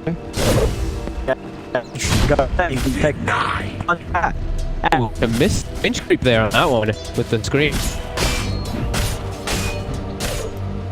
Yeah, I'm miss. Doesn't get the tree behind. It's not to, as I say, so back to me. I'm sure a lot of eyes don't want to be on him. How he's going to do here against the niche. Oh, no, they're from niche. See a couple of our carnivals. They did one more. They didn't have it, of course. Game the lost from. He did not have the Arana. Well, it loves him right. Radiant's courier has been killed. Yeah, you get a little flame. Oh my! It's amazing. You wait. Rapier. Wait, what? I just have I mean, you said that. I mean, I believe you would rapier. That would be the first thing. And rape and run games. Don't do it.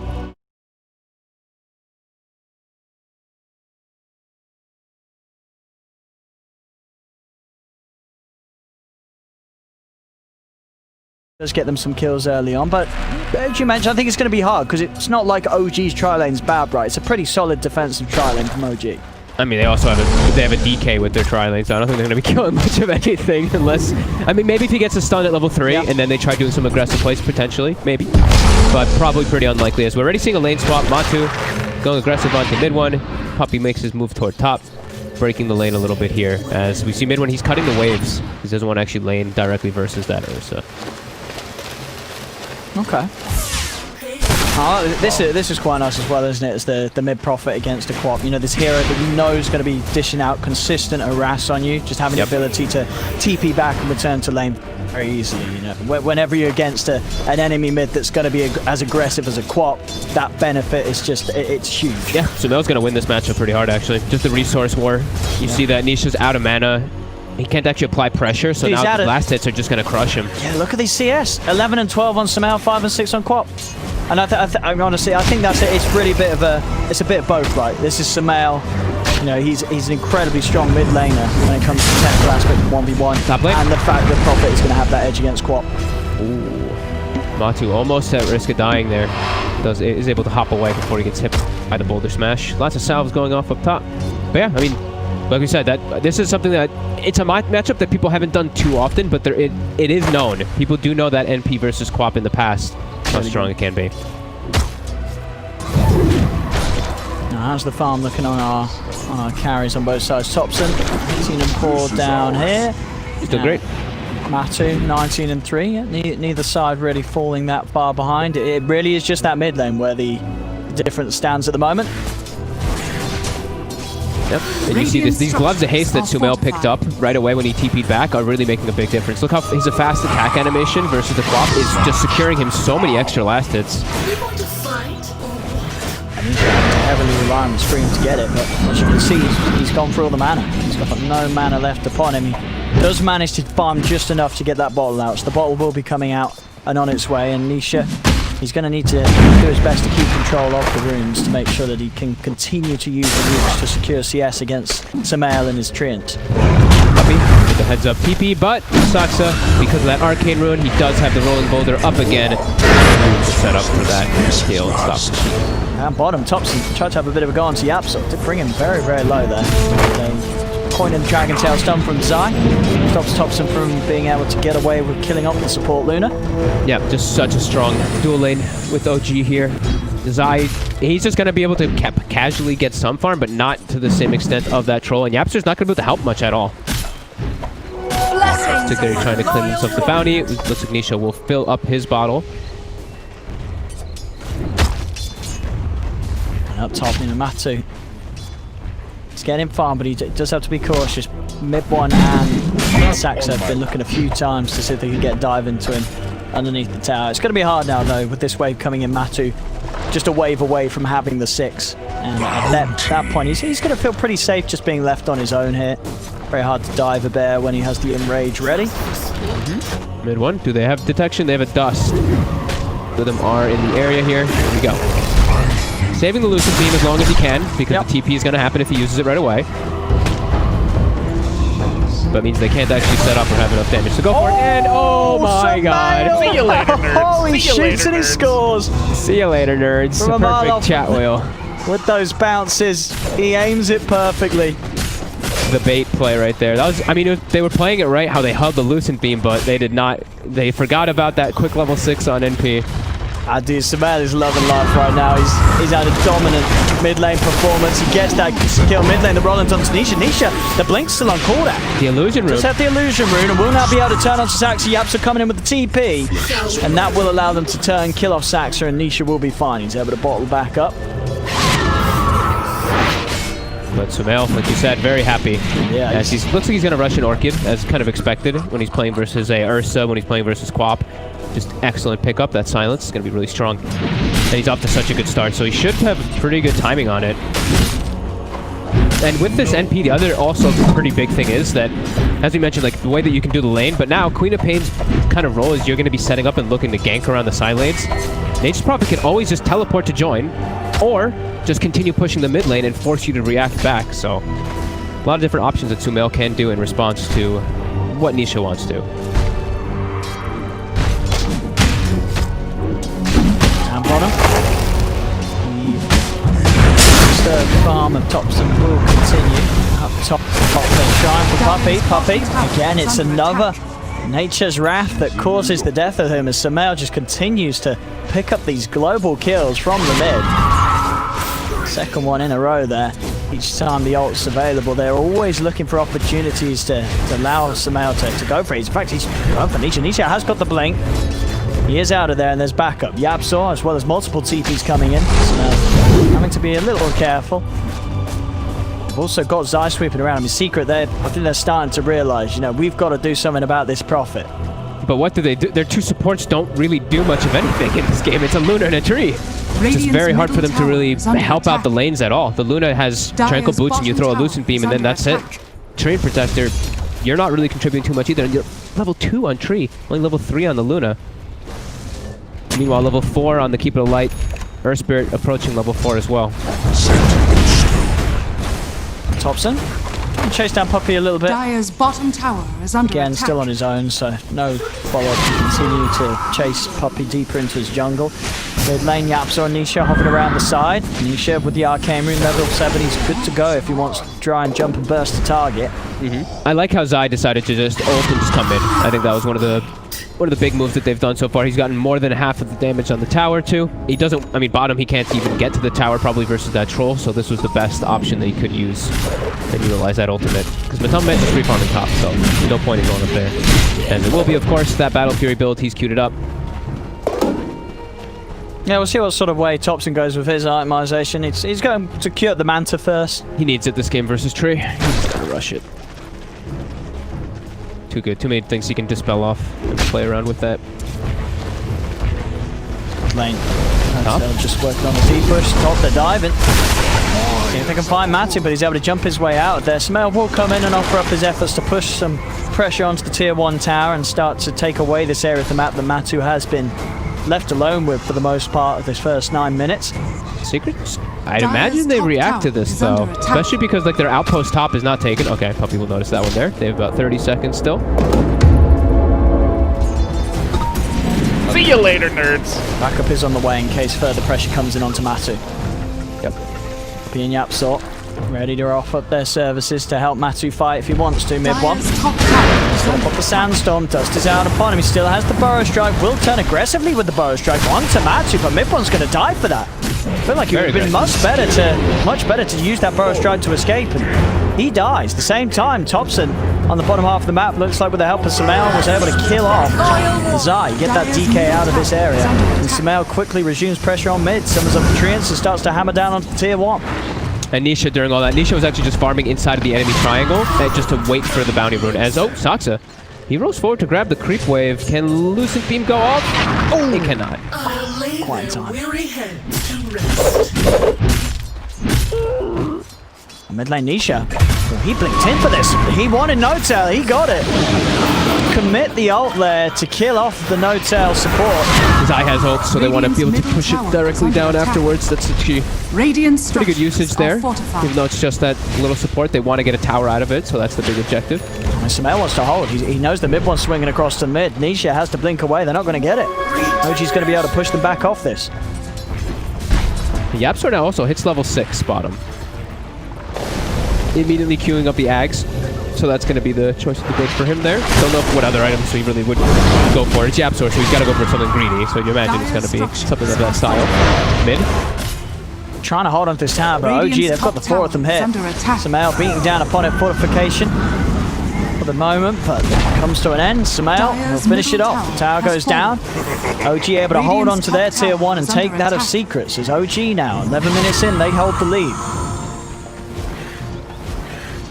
How's Sumail? And they've seen Sumail. They've seen that Oblivion Staff is finished in his inventory, so they know 100% that that Orchid is coming. See that it's a Yule's already put into the slot for Nisha. So he can deal with that. And let's see what moves OG decides to make, because right now they have a pretty good window without Sonic Wave up. That they can make these aggressive moves quite easily. Radiant's bottom tower is under Easier attack. natural ways for them to push towers too, because they have a Troll Warlord, so they can just beat on towers with that plus NP. While on the side of Secret, they have to rely on the DK form really to hit those towers early. Radiant's middle tower is under attack. Dire's So it's going to have again in 20 seconds. So nobody comes down here. Could start to have a bit of a poke away at the tier 1 bottom of OG's. Also with Matu and Yapzor swinging by, they'll be ready for any response from OG. OG, they'll stick up top, take the tier 1, and they'll start to move on to this tier 2. Nisha, Sonic Wave back in 10 seconds. Could look to try and put together a fight around this tower. See if they want to come and hold this. Puppey's here as well. They really want to try to push tower bottom as well. Mid one is being a big nuisance though, as he's cleared out the creep wave very quickly. Nisha. Top it. just pops the ult.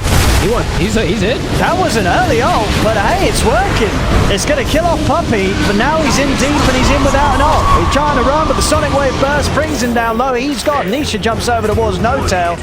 And that was a really early ult. Dyer's Right? I mean, did he fat See you finger later, it? nerds. Because he was on the I don't high ground. He know. just See you popped the later, ult. nerds. And just I mean, he used Whirling Axes and just, like, he just started charging right away. That was... I mean, he killed Puppey. He killed Puppey, but Radiant's he's middle dead. tower is Yeah, under they forced a attack. lot of reaction top as well, but Zai immediately, he goes straight to mid, and he looks like he should just be able to get this tower for free. He's a little spooked, but it will stick.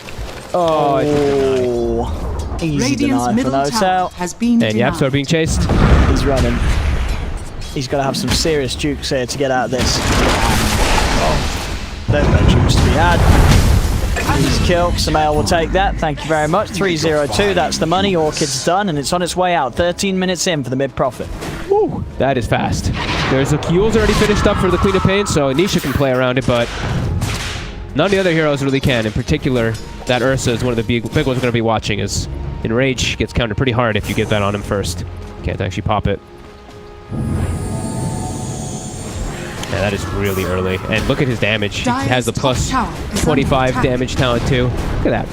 165 per hit. Could be looking on top. He's up to 195 per attack. No-Tail. Can Samael save No-Tail? He can't.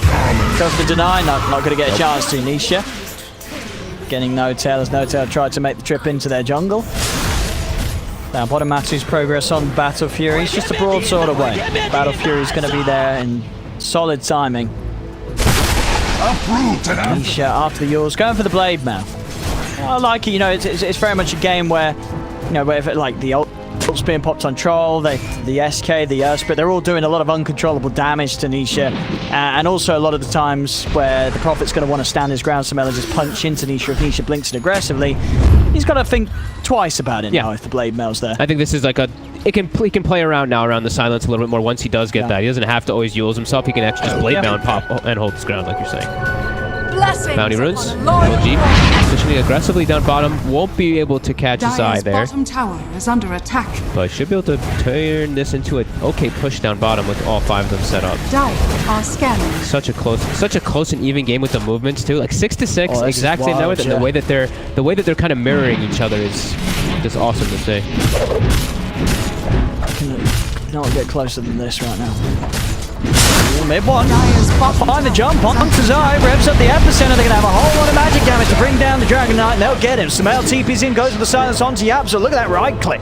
He's going to pop to the Soulbound. Boop. There he goes. Luna down. Samael continuing to dominate, even another roll forward from Saxa, seeing if he finds anyone in the trees, but Secret are out to the side. Yeah, 200 per attack on Sumel. It's no joke. He's got another catch. He goes in with the Burrow Strike. The Will-O-Wisp is going to pull back the two of them into the slow of Saxon's ball. Off the overgrowth, but he's already dead. They've got the control on Matu as well. OG. They take down another two as the space is there for them to push onto this tier 2 tower Dyer's structures before being are dead. fortified. Treant's Dyer's middle tower going to is work. under Fortification will clean them up, and they will actually back away with some of them respawning, but quick moves there from OG warrants them 4 kills back to back, and Samael's game, and of course as well as that Thompson's, you know, this time round it's OG with the 2 cores that are leading the way. Yeah, and phenomenal way that they persist forward in that one. They get the perfect Will-O-Wisp with the Orchid that comes out on the Ursa, so they can chase forward and go for that kill. Dyer's bottom tower is under attack. So move for Secret coming out as a unit. It's tough for them. They don't have the same forms of initiation until Zai has a Blink Dagger, because Mid One got his so early on. They have much easier ways to just jump in and start the fight on OG. And I mean, it's Matamba. He's gone for this Battle Fury build. So I think that's where OG, they're probably gonna look and be like, he needs to farm a bit before he's that scary, actually, because this just allows him to just farm faster. But if they can just continue the pace and keep running at them, they might not allow him to get many more items. No, for sure. I mean, we saw just then how crippling like the silence follow-up can be. If they get one jump on him with Mid One's Burrow Strike into a silence, it's just going to be a repeat of what we saw then. Yeah, and there's more than one, just one silence. It's the Orchid as well as that Earth Spirit. Got to be very careful. Farm very cautiously until he has at least the next item on top of the Battle Fury. And he doesn't have any like anything else really ramping him up or defending him. Sure, I guess he's got the living armor and the medallion from Puppey, but he doesn't have any of these auras that we've been seeing a lot of the times with the Lunas. And no solid save. Sorry. No other things to like amplify him up. You know what I mean, right? Yeah, like a bloodlust sort of thing. Yeah, exactly. Of the wood. And to the pit they go. OG. And I thought, Secret, they just don't really have the lineup to run in and contest this. No, they can just do this with 2. No tail sitting in the area, but look at the other ones. Sox and Midward are actually hunting at the same time as this. They're going to get a kill. Puppey's out alone into the silence. Puppey just trying to run to the safety of the trees, but he can't get into them. So getting a kill on the map, taking Roche at the same time. OG really starting to feel their flow here in game 2. As Thompson will grab the Aegis. With that kill also closing in on the money for his BKB on top of the Manta. Is under attack. Such quick decision making there by OG. How can Secret respond here? In the area, they're going to look for no-tail. And they're probably going to find him. They do. Blow him up immediately. Can they do anything about Thompson? They'll try, but Thompson quick with the Manta start to dodge the dagger. Will run out. Saxa, he actually rolls in aggressively. Gets the silence in onto Zai, but Saxa, I'd say that was a wild initiation that ends up in his death. I don't think anyone was going to follow him up on that one. No, he doesn't even have a tower or anything there. So, a little crazy there by him, but a great jump forward. Secret identifying that they can look for that. And can they turn it into anything though? Looks like it's just going to be them backing up and farming. And Matu, he's being forced to go for the BKB this game. He can't go for the S and Y, just the status resist build. It's all magic damage that he's playing versus 80% of his damage that he's taken has been magic and those silences. Yeah, too many silences for sure. He just can't get the ult off in most of the situations. Top. The setup, Samel's coming in with a TP. Puppey. And it's not going to get caught by the Sprout. Master with the trees will be able to play today to help, and now it's back with the turn. I guess the start, but the Will-O-Wisp is out. Big Nature's Wrath comes crashing through. Kills off Puppey. They'll turn towards Zai. Thompson's on top of the Luna. Yapsor's gone. Double kill for Saxa. They clean up Zai as well. OG, they are starting to steamroll over Secret here now with this momentum they have going 20 minutes in. They're taking this top tier 2, and they can go for more. It looked like Secret were anticipating maybe more people to follow up with it or something like that, but... Because Nisha doesn't actually have a TP, or he didn't have one. It was maybe used. I actually didn't get to see what happened down there, because that was... It looked like they were preparing for a better fight, but they just got completely destroyed up there.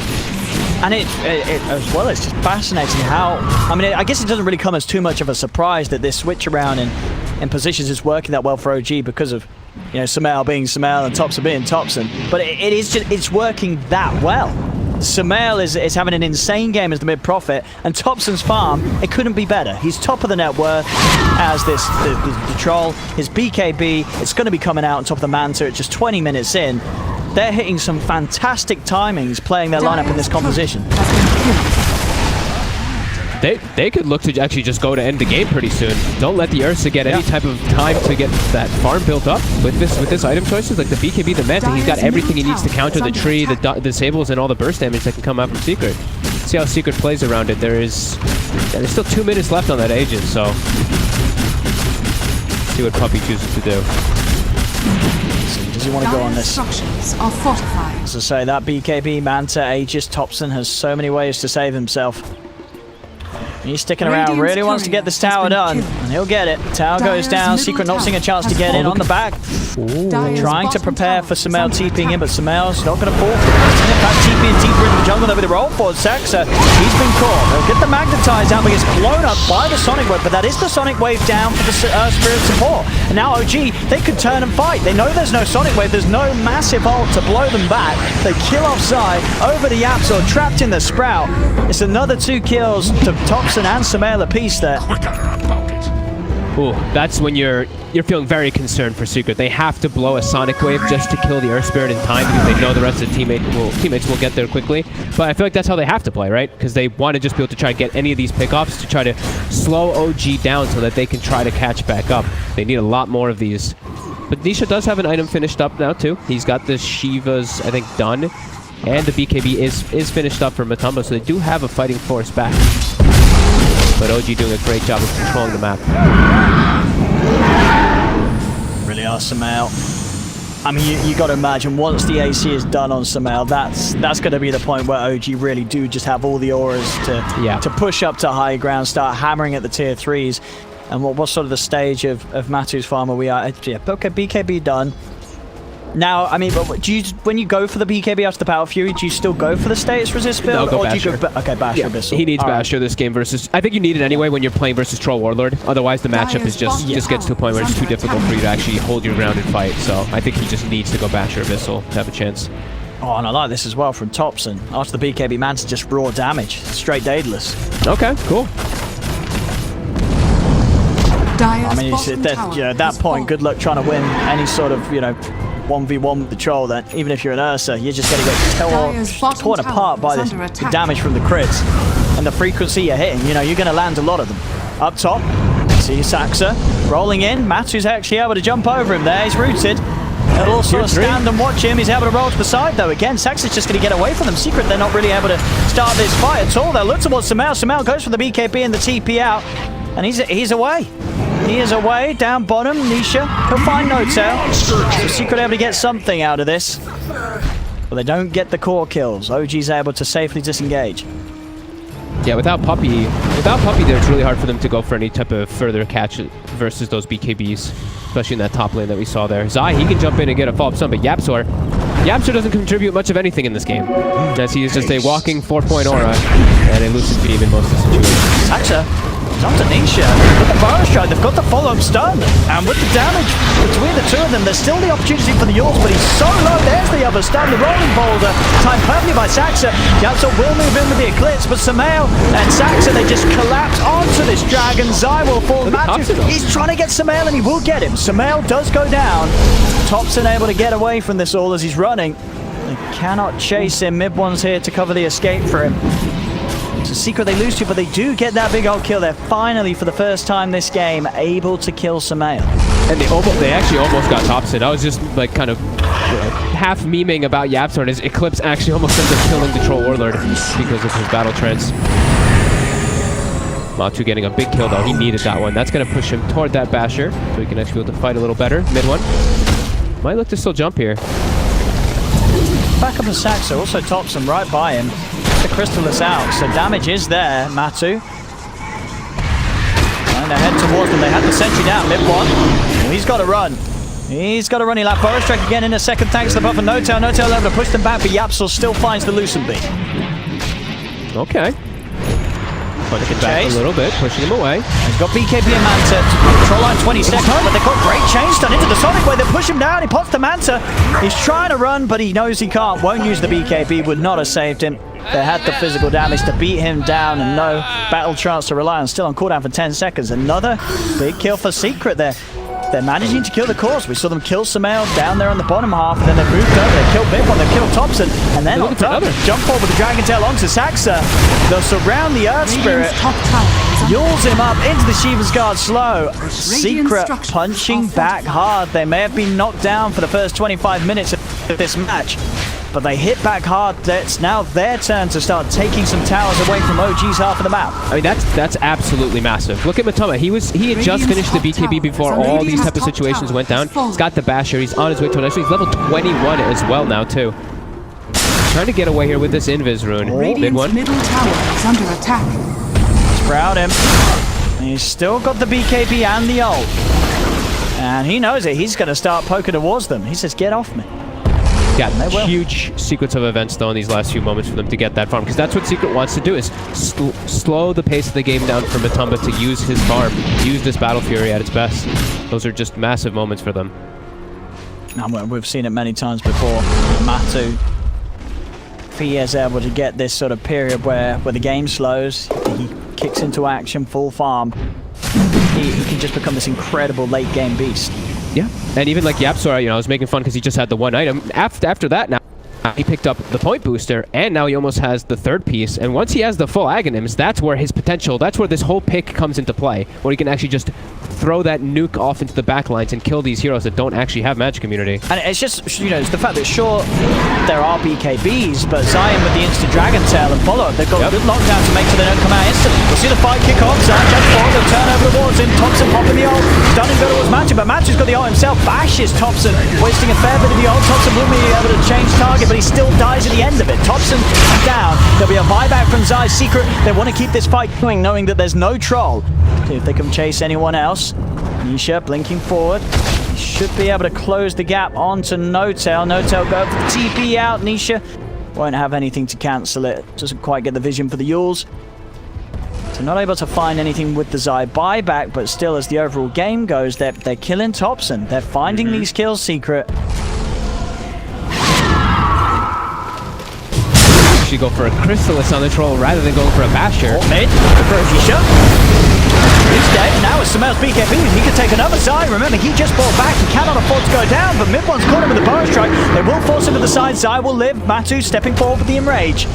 But now with no Enrage and no BKB for 10 seconds, he's a little bit weak. He's a little bit vulnerable.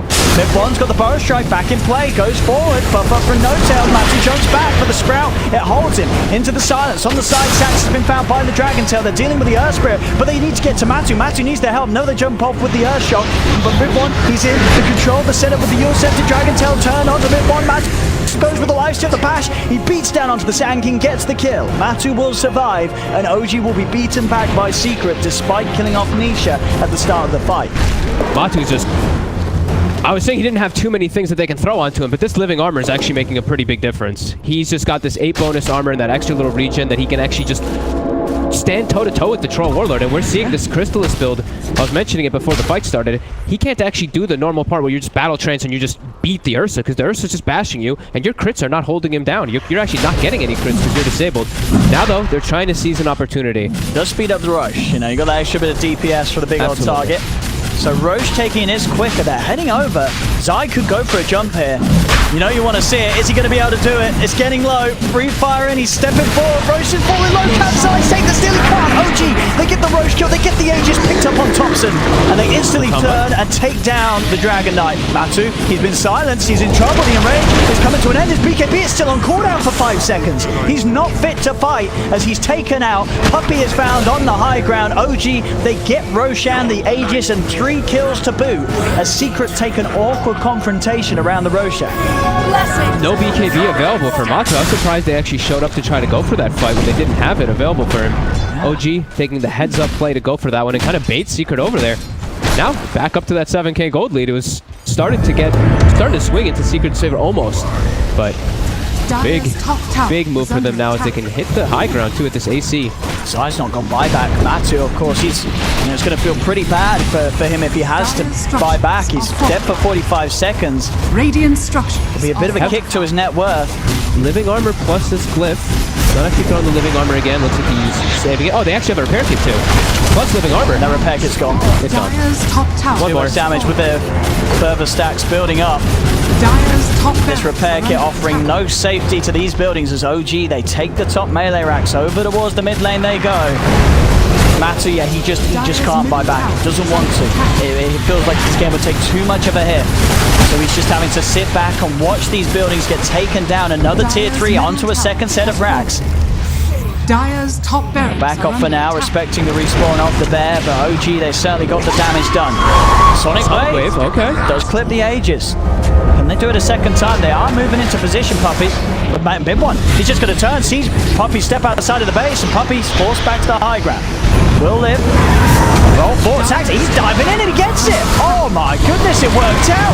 He went straight up to the high ground. He did straight back out as well. Sax is not even going to die. Matu puts the BKB in the range. He just managed to get the bash onto the troll. But Thompson himself, he has the battle John. Pops it. He's moving in deep. Still has the Manta to rely on, but with no BKB, no ult, no Aegis, he'll fall. Mid-One jumps in, but there isn't a backup with Thompson already dead. Mid-One's just committed to his own death by the looks of it. He'll Yules up into the sky, but the 3 of them surround him. Zai hits him with the Dragon Tail on the way back down. And Secret, they will manage to kill off a couple of the big boys on OG off the back of that defense and can now start to push back out themselves. This game continues to go on, not quite yet over despite OG getting that racks. This very well could still have a turnaround in favor of Secret as they jump in. No-Tail's gone. 3 dead. This is a good window to put their pressure on. They're looking for more too. Zai can't actually get the stun. That was all because Sox actually committed forward for that. He just went in. They jumped forward to try to help him out. He dies, and then the troll gets kited around because of the way they played around it, and Nisha respawns during all of it. And now back the other way for a moment here. I feel like, yeah, Saxa is just sort of taking a page out of Thompson's spirit from last game. You know, he's like, we like to go in on Earth Spirit. Radiant's I mean, you can bottom definitely tower feel has the fallen. correlation between the way these boys like to play on Earth Spirit. They just love to go in. Yeah, now the biggest item that you can pick up on the Ursa, so you don't have to worry about the mobility and all that, the Abyssal is done. So that increased form of BKB piercing lockdown is there for the side of Secret. Yeah, it's the gold is just swinging back and forth with that experience as well. The Rax is taking top, which is a great thing for OG to have, especially when they have a Nature's Prophet. But the fights, you can see they're kind of back and forth here. Man, it's, you know, Secret's cause as well. They don't struggle too much with the stronger creeps. They can push waves very easily. Out of Furiosa build, and the AoE, the glaze from Yapsor, lots of ways to deal with that lost rack. So not the end of the world at all for Secret. Yeah, they're smoked up here. They're looking for an opportunity to catch somebody.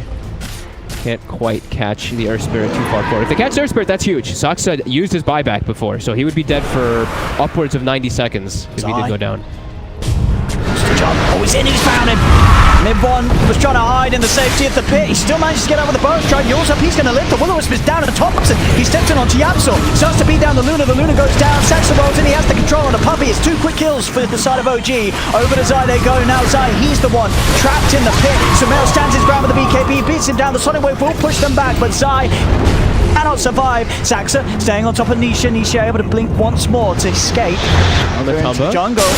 Matu, what's he got left to pop? He's still got the BKB in the ult. And he has the back of a Yapsor. Yapsor also has his ult ready to go, and out it goes. There's the Eclipse speeding down on the Saxa and Thompson. They get Thompson. He's dead. They get the kill, but there's the commitment. Sumail comes in and he's got the Hex to save the day. Hex is the bear. Matu is down and out for a minute and a half. No buyback on that bear, as he did go in with the investment, spending in to get what the Abyssal Blade done. He's 900 short of buyback. He's gone for a long time. I think that fight started out with Ursa. I believe Matu TP'd back to the base as soon as it started. So when they went in, they actually didn't have the numbers when they went for mid-1. And then OG surrounds them with everything. And I see Matamba Man running across the map. And mid-1 actually interfered with him and stunned him and slowed him down before he could get there in time. They were just a bit split up there. Secret, maybe some slight miscommunication there, as the Ursa had TP'd back as soon as they went on mid-1. I'll take your tribute.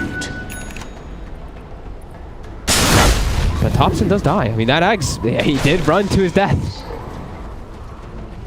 inside of that Eclipse. The Aghanims Luna, it's always going to hurt. You saw there Yapsor just playing it very smart, waiting till all the BKB charges are gone before throwing it out and getting himself the kill. Yeah, hits level 20 now too, so he gets the plus 100 Lucent Beam damage, so it's that much stronger.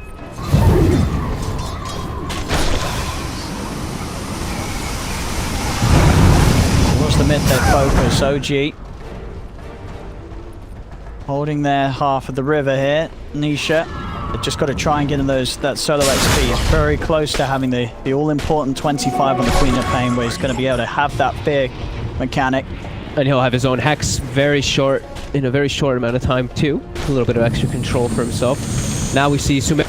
Now he hits the level 25, so he's got that global 0 teleport cooldown. Going to apply pressure all over the place here, and we will probably see the lanes always on the side of Secret for the next few moments, unless they can get some type of big fight to push it. Smoke up from OG. Mid-1, Hotel and Saxa. The killing crew out on the prowl. Sumail ready to join forces as he's toying with the idea of TPing top. They want to look for Zai, maybe. Zai. He's not going to stick around any longer than he needs to up top after cleaning out the wave. He's got a lot of backup right by his side. Very hard for them to invade the high ground quite yet. Sumail is also happy holding on, as he's just about 800 short of having an MKB done on top of his AC, Hex, I mean everything. This Prophet is insanely farmed, having a brilliant game. Yeah, I wonder how much he decides if he wants to save for buyback in the next few moments, because he's kind of far away from that one too. 1200. Yeah, that's true. Because he can buy back and TP back in most of the time. So I mean, he's buying the other bits, but I mean, you're right. If Sumail does commit, then that is a risk. That is a risk. Nisha's the only person in the game at the moment with buyback. Now no till as well. Everybody else kind of a decent chunk of gold away from it. Matu so close to level 25 as well. They're trying to make sure that he gets that. I need these 25s to make all the difference.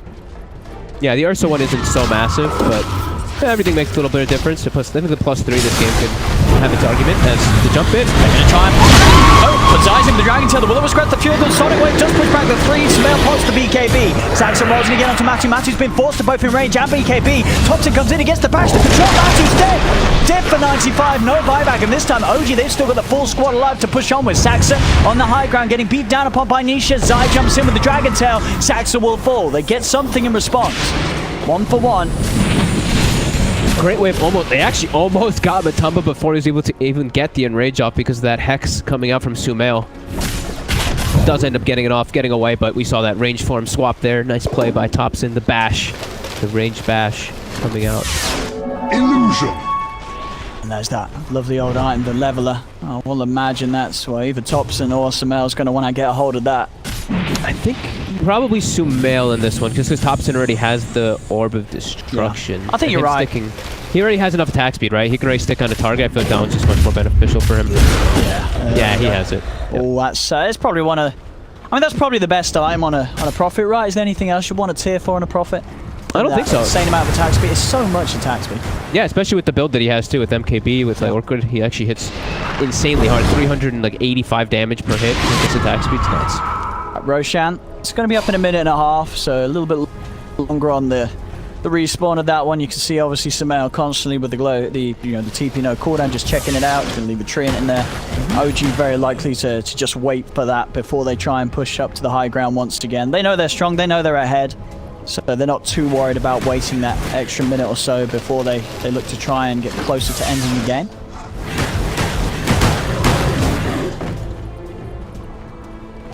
Nisha's still holding his buyback. He has the gold to finish up the Hex if he wants to. He also has picked up a pretty damn good item if he does get that Hex soon.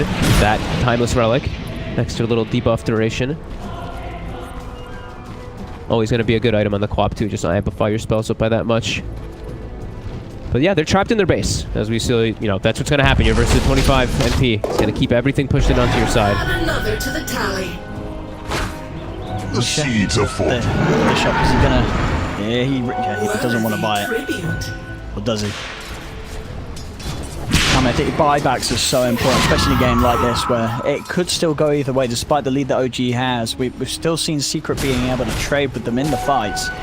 Yeah, I mean, Hexes can always change a game. Because if they get a Hex and then they get, let's say, an Eclipse on top of it, they could just kill anybody in the game with that kind of combo. They get the follow-up lockdown, so... And he's got, always a lot. He's got both now. Hex is done, buyback still saved up for by Nisha.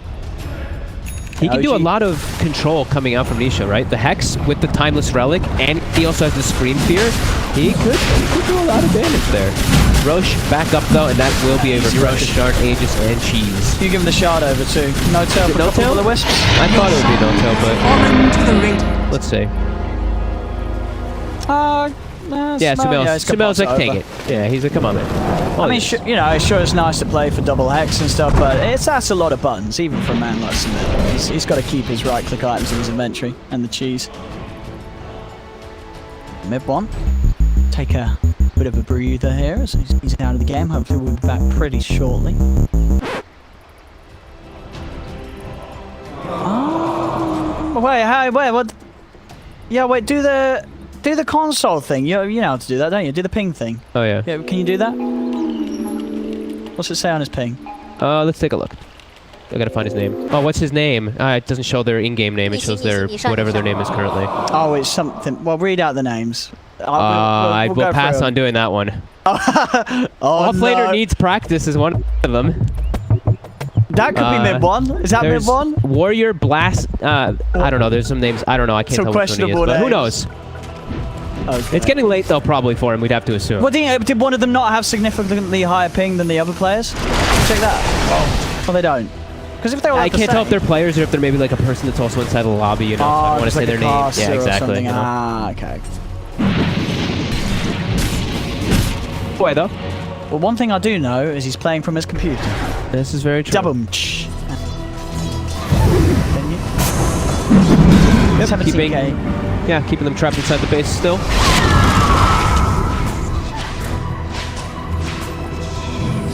Secret just waiting. Ooh. Very hard. They want to wait until the fight's brought to them. They gave Topson a tome, so he wants to get that 25. That strong dispel. Zai! Oh, he's in! They do get the Yules off in time, and Midwall's not going to quite fall, and now's the counterplay. They're moving on to Zai. The dragon is dead. Over they go towards Nisha as well. Hexed in position. They're forced to the side. Oh, my God. Who was that? That was Puppey. Puppey with the force does allow Nisha to blink out. Still though, OG, 1 kill on the DK is all they need to step up. Start heading away at these barracks. The fortification comes out. Nisha's in with the Hex. The force has control safety. Sax are getting bashed. Matu trying to commit onto the target. But Samel with the Hex turns around onto Matu. There'll be a buyback from Puppey. Puppey trying to chase you. Wants Samel, but Samel, he's still got a BKB. He's still got the cheese. Pops the BKB. They'll go over to Thompson, but Thompson, he's just life stealing back up. Matu's got to escape. He's got no BKB, no enrage. The Sonic Wave pushes them back, but it's not enough damage to kill any off. Hex out onto Thompson. Another 4-star. Saves Thompson for now. Thompson's off to the side. Dire's bottom tower is under attack. What the hell has happened? What the hell's happening to Thompson? Look at them pinging him. They're like, Thompson, you alright, man? He's gone full Papega. What's he doing? He's still doing. I hope they see. Do they see that? They do see that. Mid animation or something. Look at him. I don't know. This is a feature of the Quap Arcana. You just break heroes. He's burning. That's the burning. Dude, right? He's just sliding around. To be dead. Dude, this is the most laid-back troll I've ever seen. I mean, that's the ultimate. That's the swag set right there. Yeah, honestly, Thompson's like, look at this scrub on the enemy team buying all the levels to get the Quap Arcana. Meanwhile, I've got this troll set that nobody else has. Well, let's hope that everybody can see that, because everything I talked about earlier about the Underlord's movement speed, by the way, I saw the right movement speed. Oh, I guess we just sound like idiots. I mean, like normal. But no, don't worry. We see the preview monitor here. The beautiful viewers at home are also getting to enjoy this new style from Thompson, the laid-back troll. I like it. Now, could this be an advantage for Thompson? Is there any benefit of looking like this? Maybe that's what happens when you hit level 25 now.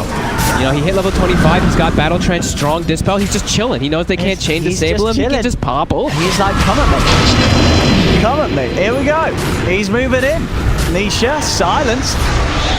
Going up to Yules up. He's still got a BKB. There's the jump forward. Midway tries the burst jump, but the BKB was instantly out from Nisha. Turns the head on the Sanking Thompson. Pops the ult. Beat down to the bear. Matu's dead. He's got buyback available. May have to use it. He's gone for 100. Zai on the side. Sprouted into the silence. There's the buyback from the Timberman. Thompson mantering, stepping away. They respect the buyback from the big old bear. Nisha getting the daggers out on the whole team at them. Thompson, got to remember, still has that Aegis. He's got to be handed over the Refresher Shard. He's got that ready to pop, so he has a second round of the man to BKB and Satanic. There it is. Pots the Refresher Shard, pots the BKB. Back on towards the racks. He goes and he's got it. The mid-racks is gone. Jump forward, Nisha in with the Hex. They're burning down low with the Breathe Fire, but again, the False Start, the Glimmer Cape won't save him. They have the Sentry and the high ground vision for the Lucid Beam to come down. They're killing the ones. Can they go for round 2? There is a missile wave. Mid-one, they're giving him the coverage, provides the Burrow Strike safety, giving the time for Thompson to pop the erase, but Matu hit the bashes. The bashes are coming out. Thompson's winning it out though. The heals. Mid-one, get in with the Burrow Strike. Saxa dives in deep. He's trying to kick up on Zai, turns with the Dragon Tail onto Saxa. Puppey, he looks to help out Zai, but he can't help himself. Puppey is dead. Zai now the new focus. Mid-one in again with another stun. Sets up onto Zai. The DK is down. Nisha rolled upon. Samael's in TPs with the Hex. Nisha buys back straight away. The Fear, the Sonic Wave pushes back the 4. They do have the Hex on the Samael. Thompson trying to man up against Nisha. Another dagger out for Nisha silence. Point for you. He's still got a BKB back online. Nisha pops the BKB into the Fear. It sends back all 3 of them. Jumps over. Sax is dead. There's 2 gone on the side of OG. Can they get more? They can't. Matu is dead and gone. That's a dieback on the Ursa. Nisha also out of the game for 2 minutes as GG is called. This game is over and we're going to a game 3 as OG take game 2. OG victory. Awesome. Fights going between these two. Secret kind of getting trapped in their base there toward the end, but what a just constant battle this entire game was, really. Just both teams trying their best here, and OG overall with their faster kind of paced draft in this one really pressed the issue forward here, and I felt like Secret they were just on the back foot trying to catch up in the majority of this one.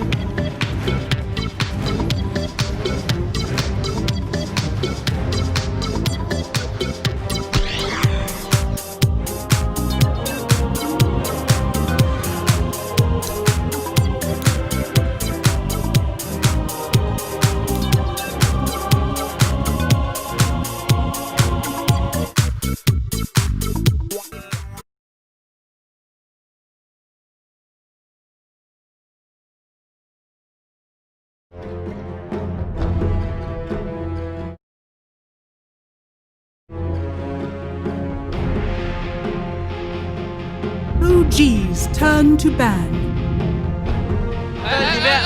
Lakad mo, totoo! Normally.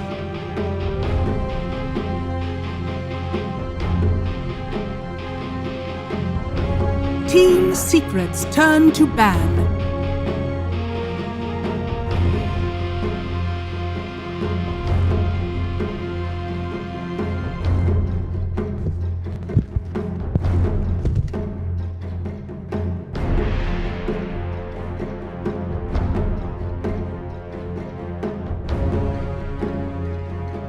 Ten seconds remaining. 5 seconds remaining. OG's turn to ban.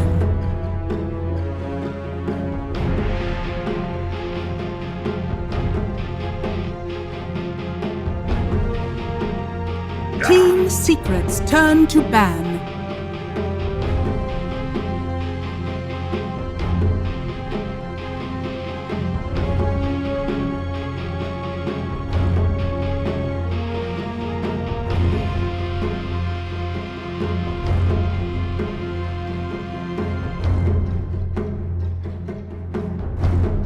Ten seconds remaining.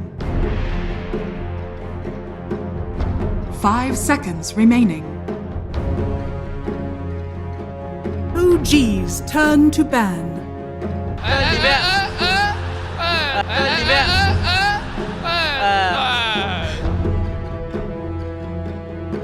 Team Secret's turn to ban. OG's turn to pick.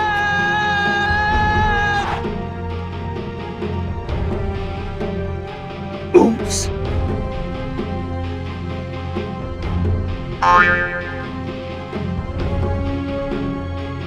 Oops. Total. 10 seconds remaining. 5 seconds remaining.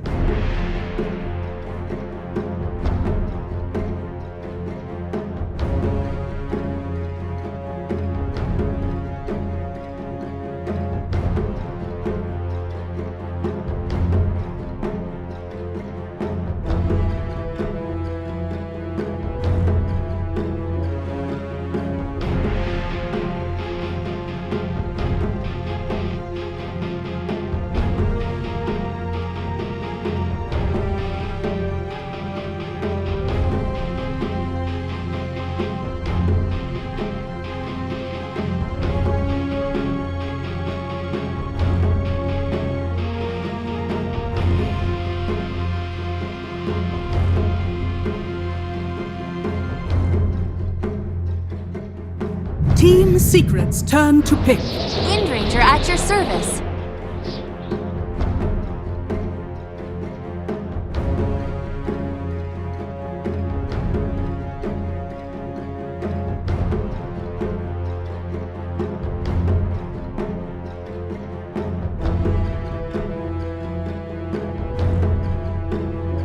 Ten seconds remaining. 5 seconds remaining. Team Secret's turn to pick. Void incarnate.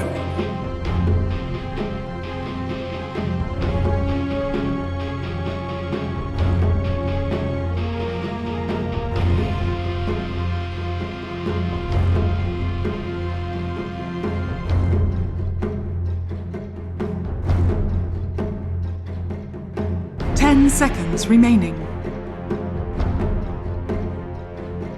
5 seconds remaining.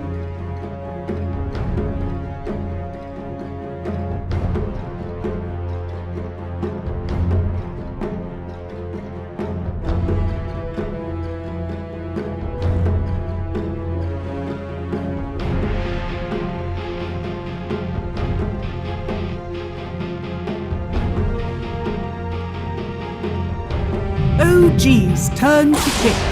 Enigma.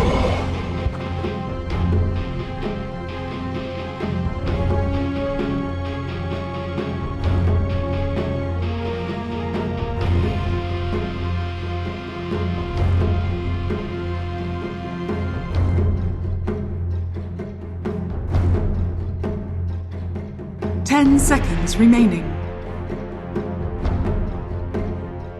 5 seconds remaining.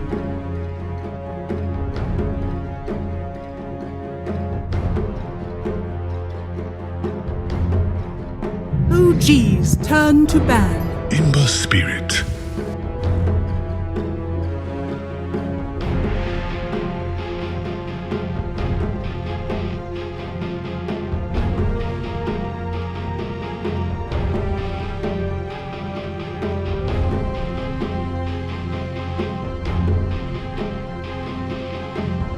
10 seconds remaining. 5 seconds remaining. Team Secret's turn to ban.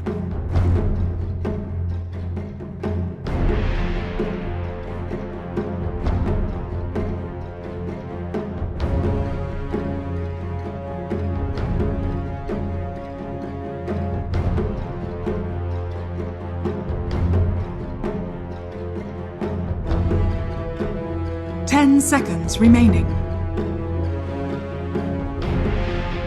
5 seconds remaining.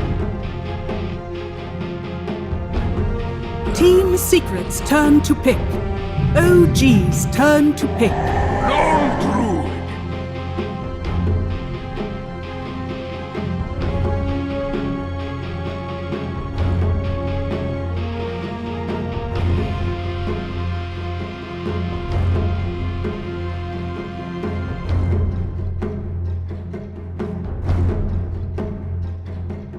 10 seconds remaining. 5 seconds remaining.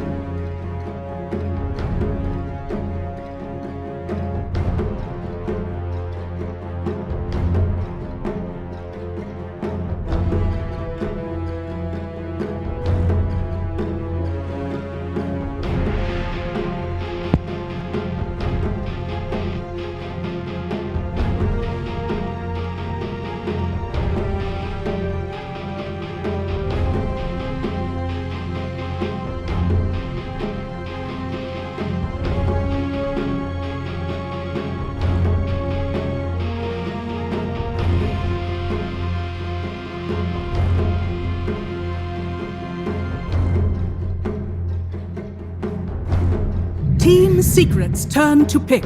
Keeper of the Light.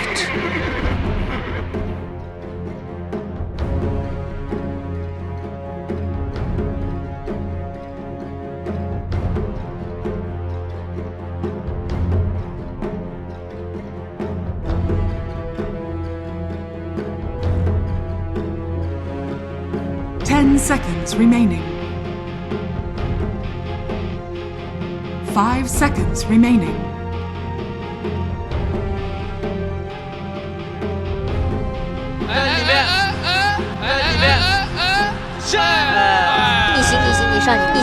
逆行，你上。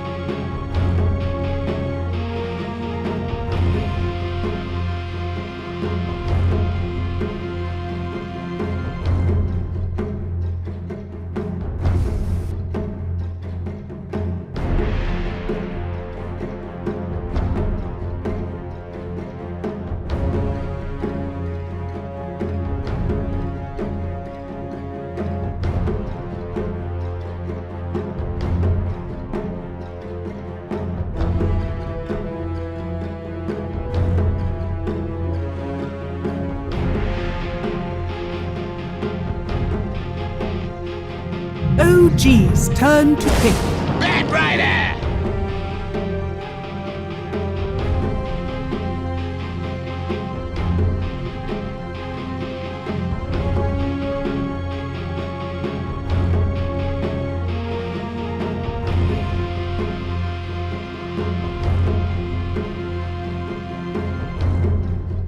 10 seconds remaining. 5 seconds remaining. Team Secret's turn to ban. Warlord!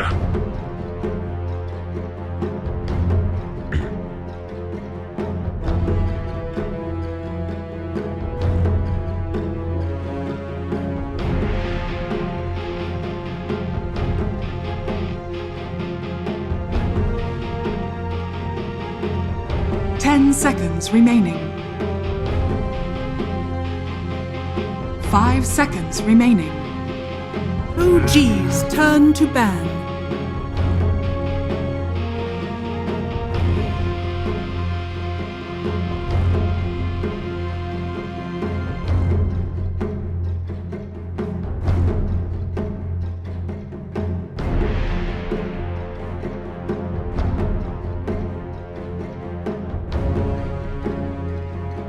Seconds remaining.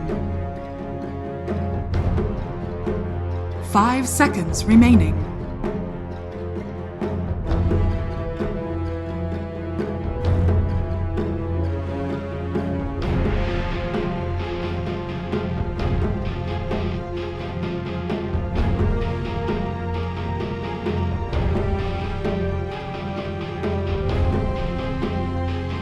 OG's turn to pick.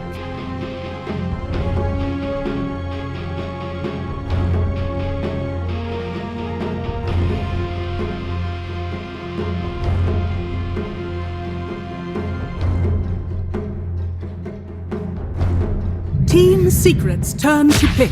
Dusk! 你行你行你上你上，你行你行你上你行你行你上你上。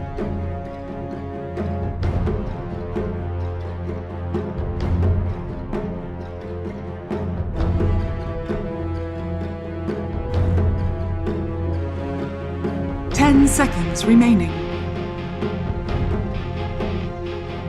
5 seconds remaining.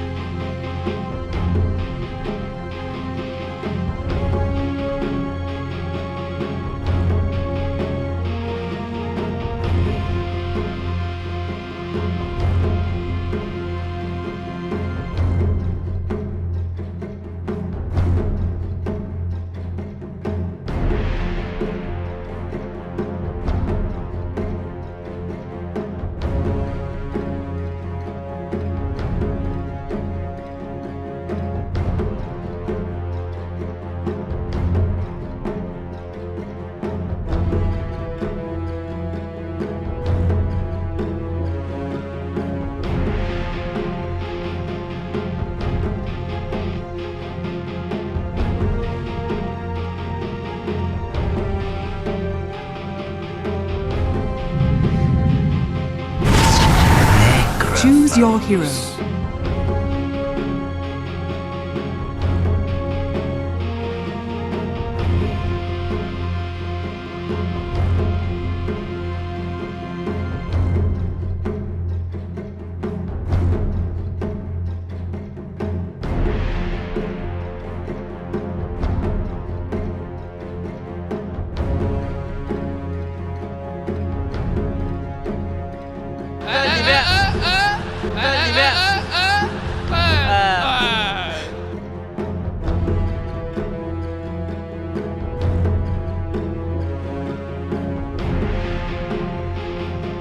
你行你行你上你上。 10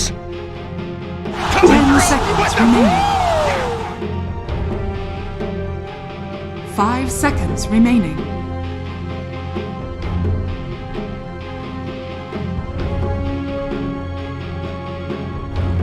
Coming through! What the? Coming through! What the?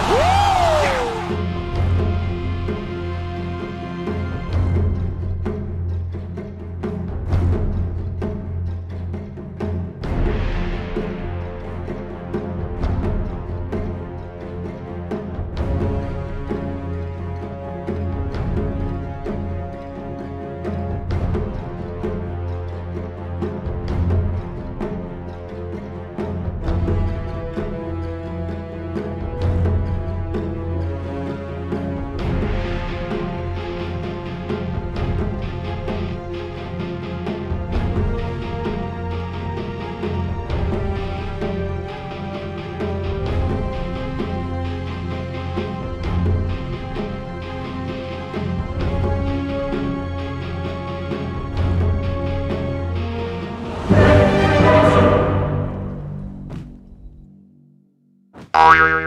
逆袭逆袭，你上你上。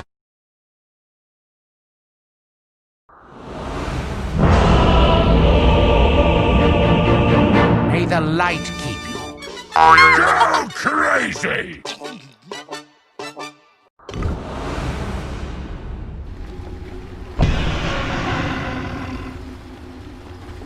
Thank you very much, Sheev. I mean, yeah, look at these lineups. So there's so much to get excited about. I mean, what would you like to point out first as something you're looking forward to see here from OG in Secret?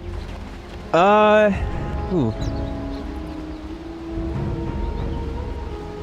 okay. I was looking for them unmute.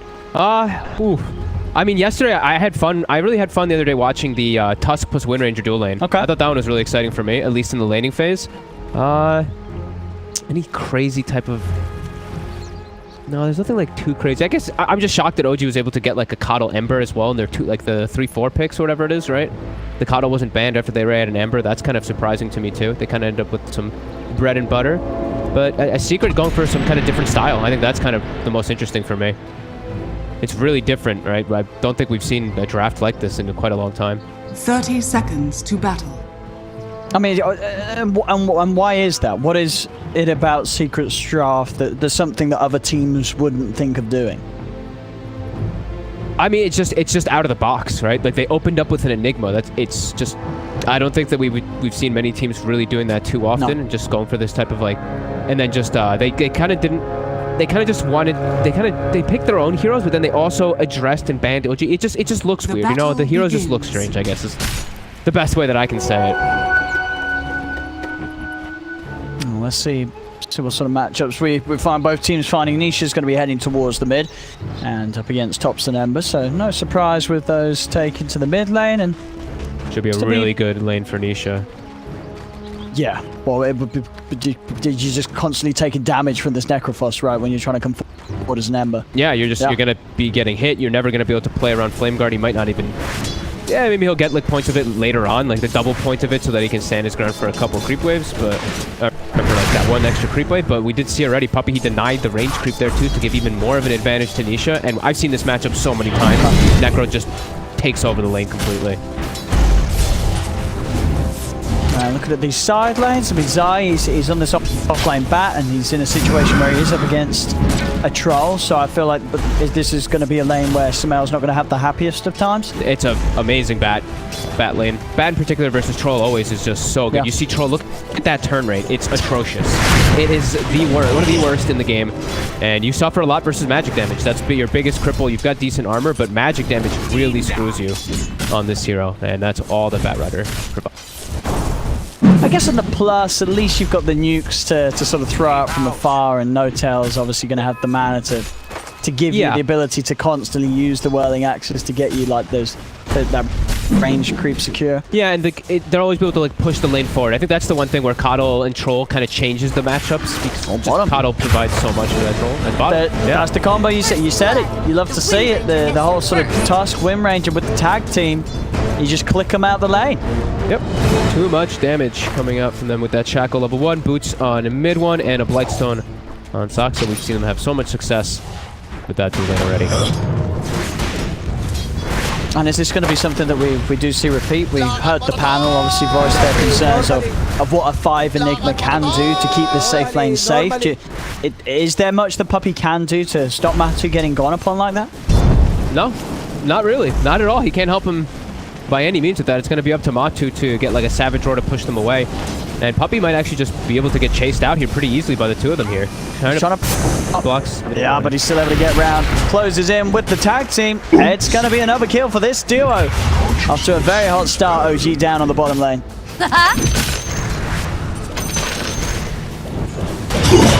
Sharon at the tips here. Between the sides. I'm mostly just staring at the mid lane because Thompson's done pretty well for himself. He did go for that 2-point Flame Guard right when he hit level 3 and to secure himself some last hits. What are we seeing top? I mean, Sumail, he's farming fine. Yep. 15-1. Looks like, Zai's just not quite able to get in on top of him and really threaten him that much. Maybe things are going to change once there's a couple of levels or two on Yapsor. Now I'm going to see them try and run down Noto. He does have the Remnant. If he's able to get the pull here, he can get quite a bit of damage done, but he did have a full stick. So, yeah, with that, Notel is able to step back under the tower, back to safety. Puppy bottom again. Lane. The Roar this time does pop them back a bit, but the Bear still takes quite a punch. Yeah, Bear also gets annihilated by tag team just the same as the heroes do. Clicks coming out. Look at Zai. He's actually he's gone for he's not going to actually pressure the troll because he can't because of the Kato, how much of it he amplifies the troll's potential in the lane. He's just going to cut. Alright, he's going to have his mana taken away though. Radiant's also hold his courier ground has been killed. Clean up these creeps with the Firefly. Down bottom. Attacks are also able to get back behind the tower and take out Matu's courier. So Matu not able to get the boots out to him. They'll move in again. Another pushback. Using this Savage Roar. All important to have that point to keep himself safe in this lane. Yeah, mid lane. That's pretty much the biggest thing. Is mid. Come up with the TPs as both Nisha and Yaps are playing aggressive into the face of Thompson. Thompson falling very, very low. He's got the full bowl. Still, Yapsor is going to get another Remnant out with this DD. He's trying to go for no-tail. Has to be careful though. Just level 2 and tanking the tower is not an option. Just the move in general was so important from Yapsor though. Just getting that DD rune, denying it from Thompson from filling up the bottle. That's probably why also Zai was like, you know what? I'm going to just play cutting the waves instead of having you up here. It's going to give you more freedom around the map. Radiant structures are fortified. And harassing him underneath the tower. You see there on the odds. No surprise, still favours the side of Secret. Bottom lane, Shack out. Able to get the angle onto Matu. Roll forward as well as mid one. Jukes round the Roar. And Matu. Oh! Shot from Saxa. Finishes the kill. Another kill for this duo. 3 kills for Saxa in this lane. We've seen it a couple of times now. Saxa, when it comes to his Wind Ranger support, it always happens in the lane. He's always getting the kill. Power shot. He's always off to a hot start. Oh, and it's not. With the sleight of fist, he's done it again. Saxa Wind Ranger, honestly. I mean, it never fails to impress. Slacks is definitely shaking in his boots right now. This Wind has been owning. Yeah. They first banned it the last 2 games. It's that good. It is that good in the hands of Saxon. Top lane, Sumail's already level 6 because of Notel rotating away, so they're actually too scared to dive forward into the tower here. There's Battle Trance and he'll turn on them. That's 4 kills for OG, 4-0 at the moment. Farm still even. Getting these kills early for OG is very nice, especially for this lineup. This is built around this off-lane Tusk, this mid-lane Ember. Very much heroes that are going to be in your face very, very quickly this game. They can get the ball rolling early. It's going to feel relatively easy for them. As Saxa is on top of Puppies, trying to get the angle for the shackle shot. Too. Thompson's coming. And it's hard for Puppy to get away. Yeah, with the 3 of them, no trouble getting another. And of course, Saxa wants to continue to pad his stats. 4-0-1. Over they go. He's got to run. Thompson, no points to change. He has gone for the full slight Flame Guard build. Doesn't matter. They don't need to change when they've got shackles like this. Saxa under the tower. Another connection. It's another kill. This bottom lane getting rolled over by OG. Already was with just the 2 of them. Thompson just joining the fray to rub extra salt into the wound of this safe lane of Secret. Yeah, I think this is, again, a very kind of greedy draft coming out from Secret, and OG, if they're able to play at a fast pace and just set the tempo, they could give themselves a big gold advantage in the start. It's really just Nisha who has that non-greedy kind of style where he's just bottom and he has an excellent matchup where he actually enjoying the fight pretty early on, but yeah, the rest of them agree. Like, Poppy can't actually help too much in the lane. Same thing with the Void Spirit yet. It's still too early for them. They're going to move it around. Nisha's going to be the one to move. Yeah. Nisha, he hasn't got a point of the Ghost Shroud, but still with his levels, I guess this is now a target that's very hard for OG to dive on. They're going to try for Puppy. Yeah, well. They roll in. They're going to go diving in for this one. Puppy's the focus. Nisha's going to try and help out with the Death Pulse here with the Power Shot and the tag team. They get the kill. Thompson's still around. They can have a bit of a poke on Nisha, but he's got the 6 ready to go. Turns with a Reaper's Scythe. Gets Saxa out of the action. Yapsor's come in. Remnant's down, but what actually made the connection to Thompson is he able to jump over it with the Fire Remnant back to safety. Now they're getting rid of Saxa. This has got to feel kind of good because Saxa's been having such a good start, but it's still not necessarily killing the cause that they'd hoped. No, definitely not. Notel, in the meantime, gets a nice double stack. Or actually, I think only single stack this time. Yeah, sure. Stun. We'll clip him. Shards out as well. Mid one, perfect trap. He's got to make the long walk round. And in fact, with the three of them, they're chasing the fear from Matthew's bear. Does send back the rest of them. And mid one, he's out of mana. Got to be careful. Everything on cooldown. Nisha should be able to finish off this Tusk. He's blocking him up. Yapsel still with the DD. They'll finish off mid one. So Secret starting to get themselves some kills. Up to 2 in this top lane. Farm resuming for both the cores, but greatly so for Sumail. 70 CS in this safe lane at 8.5 minutes in. Ring of Health builds up. He's going to be going for that Battle Fury build, and he's on track to get it at a really good time this game. And he's got stacks, this sort of stuff. like we're mentioning, from Noto, so he can go farm those and, yeah, keep his pace real good for himself to have that one. And that allows them to be not only aggressive, but also greedy in a way. They have 4 players that can play really aggressive, and then that one hard carry that just plays that farm game to utilize all the space that's going to be given. Because they know that, I mean, Secret likes to play greedy farm style. A great little line there for Sumail. Picks up the broom handle. That's going to help speed up his farm. Saxon trying to reclaim this outpost, but Yapsel will be able to put a stop to it. Dire's Try top and block tower Saxon up the best he can, and he's doing a good effort. Pretty good blocks, That's yeah. going to waste a fair bit of the whim run. Poppy doesn't want to chase though. Stays on the high ground. A little bit worried about the backup coming in from mid one. OG's making their way down for this outpost. Yapsor actually immediately, they know, yeah, Yapsor TP's top. He's going to go claim that one as OG's making the bottom so they can make sure they get a 1-for-1 trade. OG should be able to set up for this tower here, though, quite easily. As they're going to get it. And Puppy's only level 3 this game so far as this Enigma. Radiant structures are yeah, the 3 deaths early on certainly hurting, and he just wasn't given any space on that half of the map to attend to the jungle with the pressure that OG were putting on with this Wind Ranger Tusk dual lane. Saxa gets lassoed. He'll get brought down up around that top outro.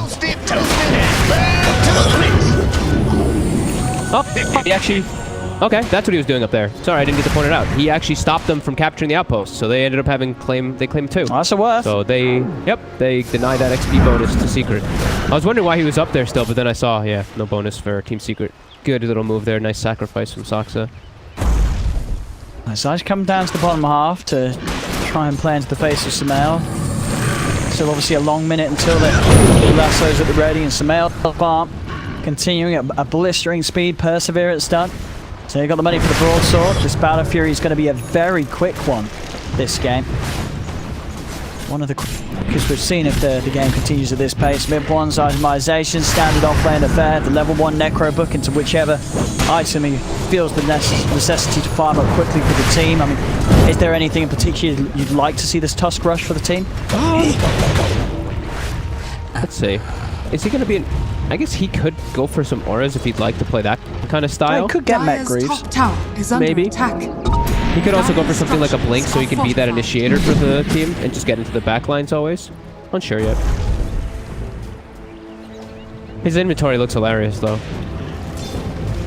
Brown boots. Brown boots, Necro Book, Quelling Blade, level 6 Tusk. You know, it looks like a bot or something. Dire's middle tower is under Top attack. Saxa. Only a little bit of space for himself. Yapsor trying for the poke, but the range creep will block the remnant.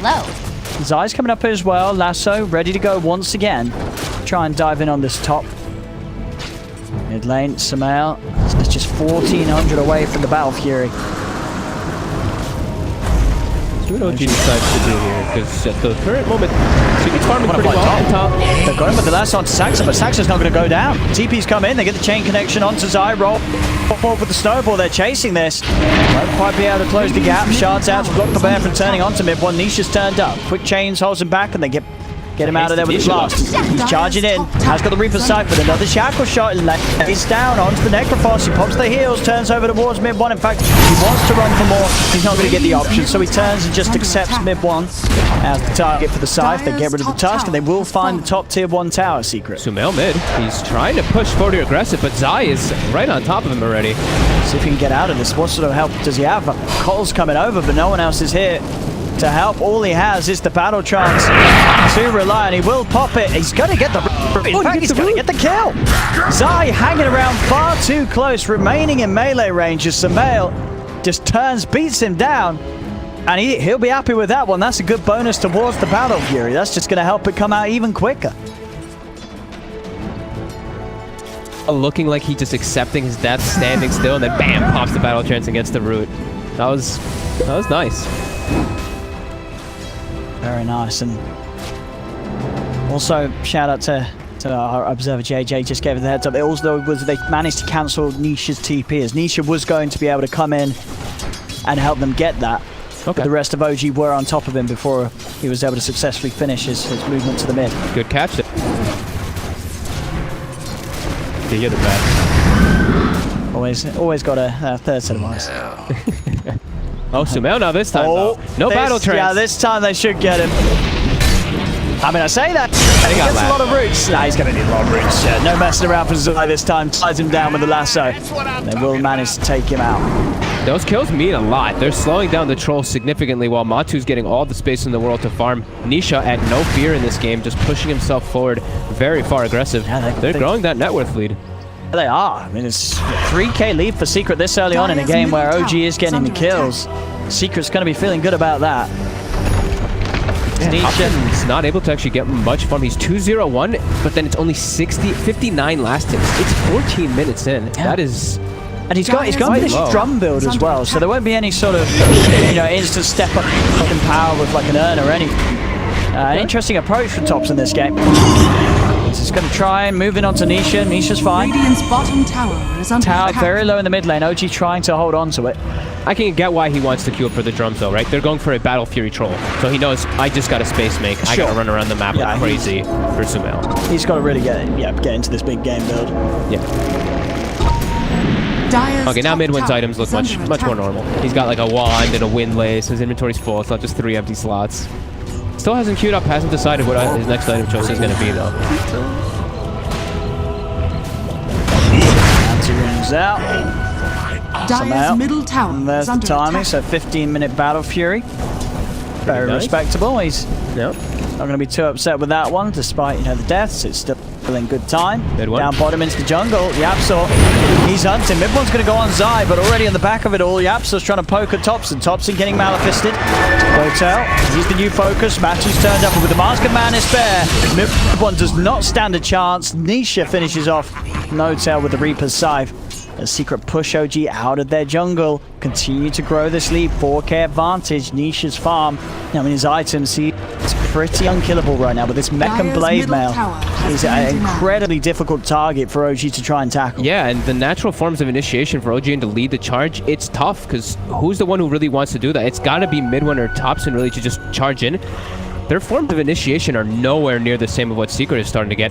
Now Zai even has a Blink Dagger on top too to make it even more difficult.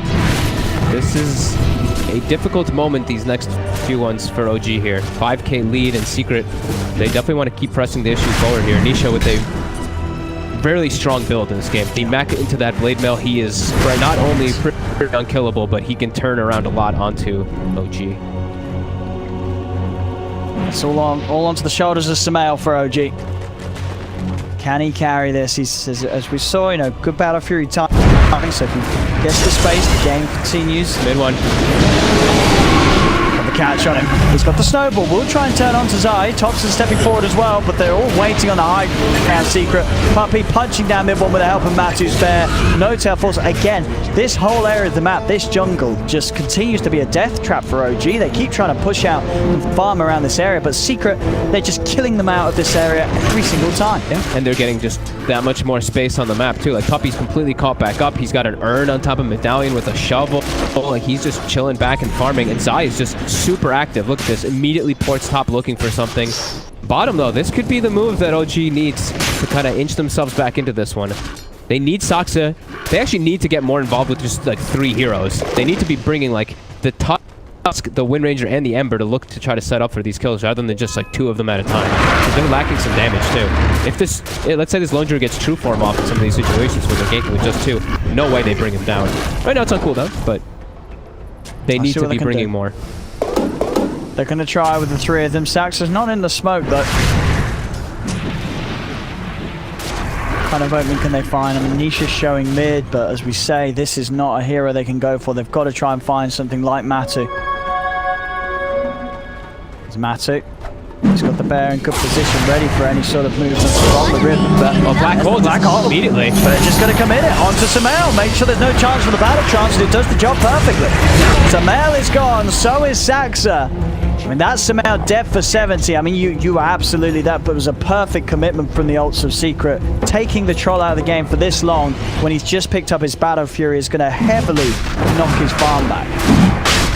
They can just go straight into that Roche Pit because they have this build from Puppey. That medallion is going to ramp it up that much quicker with Matumben's right clicks. And I don't see a way for OG to contest this one. Their team fight, they don't have Will-O-Wisp. Their team fight is literally just Will-O-Wisp in this game. So yeah, this game it's looking really hard already for OG. Yeah. Secret just as a whole, everything is clicking together nicely. OG, all they have really is Sumail with some, you know, with good farm. But the rest of them, Topson and mid one, they are really falling behind this match.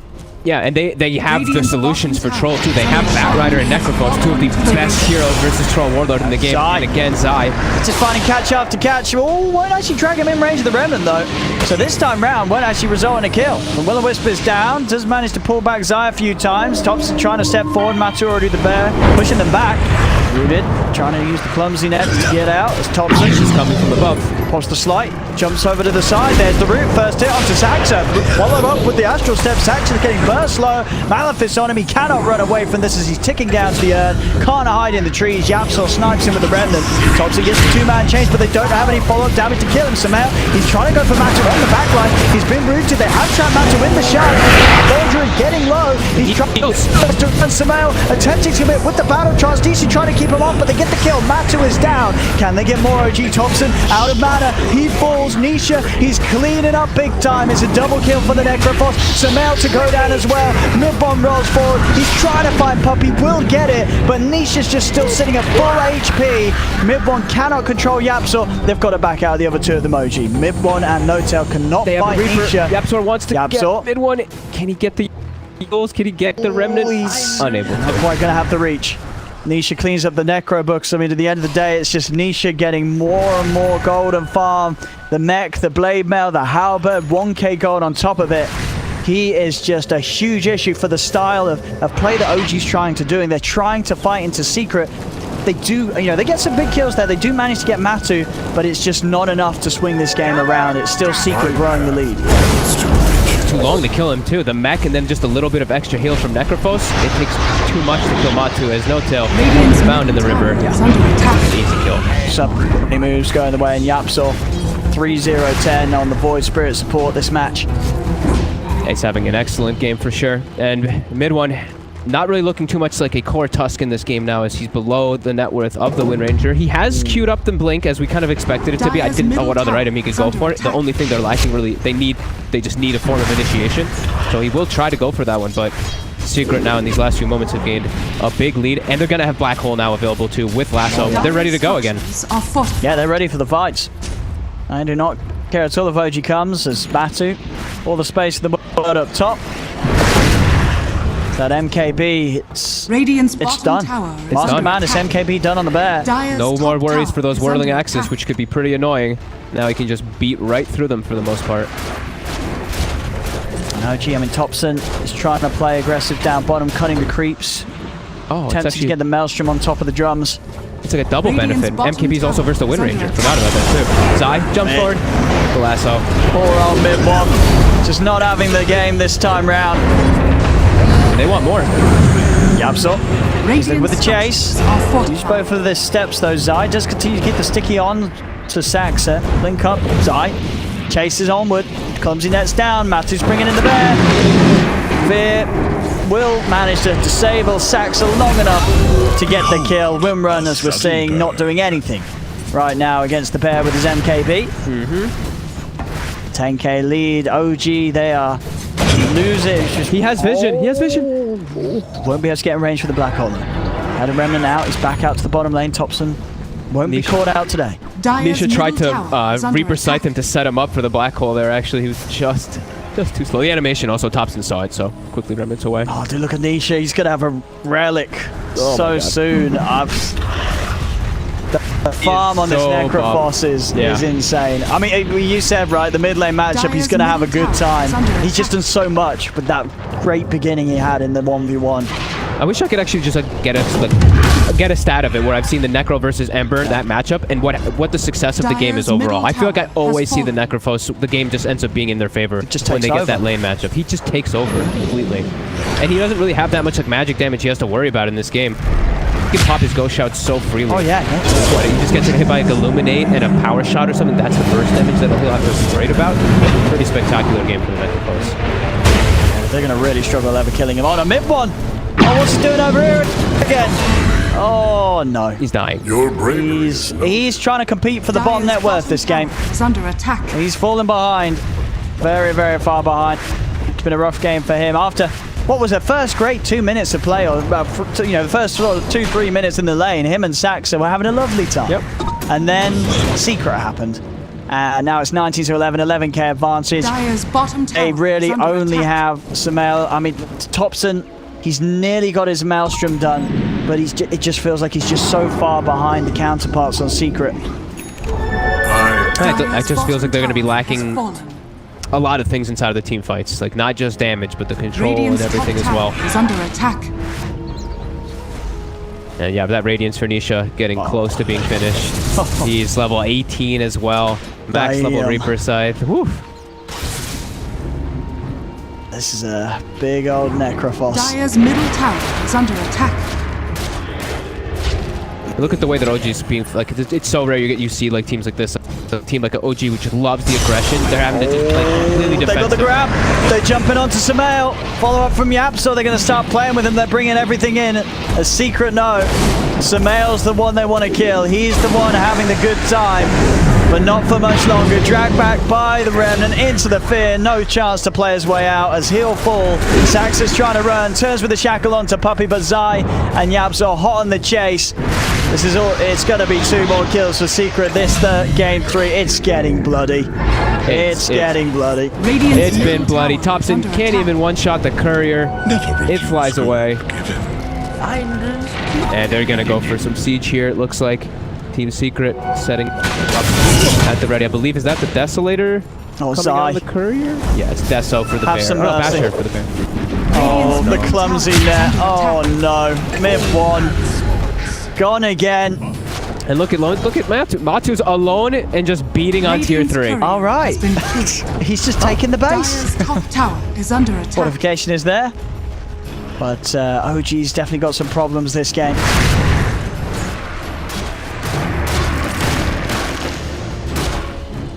Basher, was that a full bash? Yeah, full basher. Full basher. Full basher on the bear. So he can now, the bear can man fight the troll. He can man fight the whole team on his own. These items. Oh boy, just complete and utter control of the map. 30 seconds until they have Black Hole available, which they haven't really had to use too much inside of the team fights anyway. OG, they've got BKB finished on Sumail. This might be like their only hurrah to try to take a fight for the Secret. Oh, Thompson. Fight's going to start with a dead Ember Spirit and also Reaper Scythe. 80 seconds he's out. I mean, they know at this stage he's not going to have the chance to ever hold on to buyback gold, so Reaper kills are always going to hurt. He's dead for over a minute, no buyback. Secret can start knocking at the high ground. They killed Nisha's Courier at least, so Nisha can't deliver the Radiance. That's something. That's something. Nothing in his dire time to OG here in game 3. Secret back. It really was back to business in this game 3 for Team Secret. No messing around. The job to get done, and they're certainly doing it. 27 minutes in, 15k lead. And very hard to really see a way of OG turning this one around. It's only Sumail, as I keep saying, that has farm, and a troll alone. He just has so many things to deal with. It's just too much for Sumail this game. Oh, not good one again. Oh no. Let him live. Let him live. Let him get a kill back at least. Oh no, now Soxy too. Well, I think, we can all be very happy that we had game 2. Game 2 was sick. Game 2 was nice. Game 3, it's getting on the verge of bullying now from Secret. Oh no, they're surrounding him. The bear chasing Noto. Sumail's like, I'm going the other way. You pay with your life. Let me out. Does get away. Sumail, he ports bottom with Thompson. I don't even know if they can. I don't think they can touch Nisha with the two of them anyway. This is it. This is the turnaround.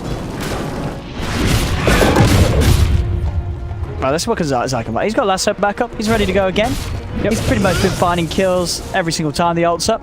So I don't expect that to change. He's probably going to find someone right now. Thompson. Are they going to black hold? And yep, they are. Why not? Oh no, mid one. Oh, wild on mid one. Well, he's trying to get the kill, but now he's just only going to get himself killed as well. Oh, and there's drag on to Sumail. He gets the ult on the BKB off. Okay. He will be able to turn the Battletrons, but the bash indeed from the bear causing issues for Sumail. Sumail is down and out. No buyback for him. As OG, it's over for them in this game. Secret just 21k lead. Yapsaw and D dropping the see you later, nerds. And you can tell Slack's probably at home saying, blaming the Wind Ranger pick entirely.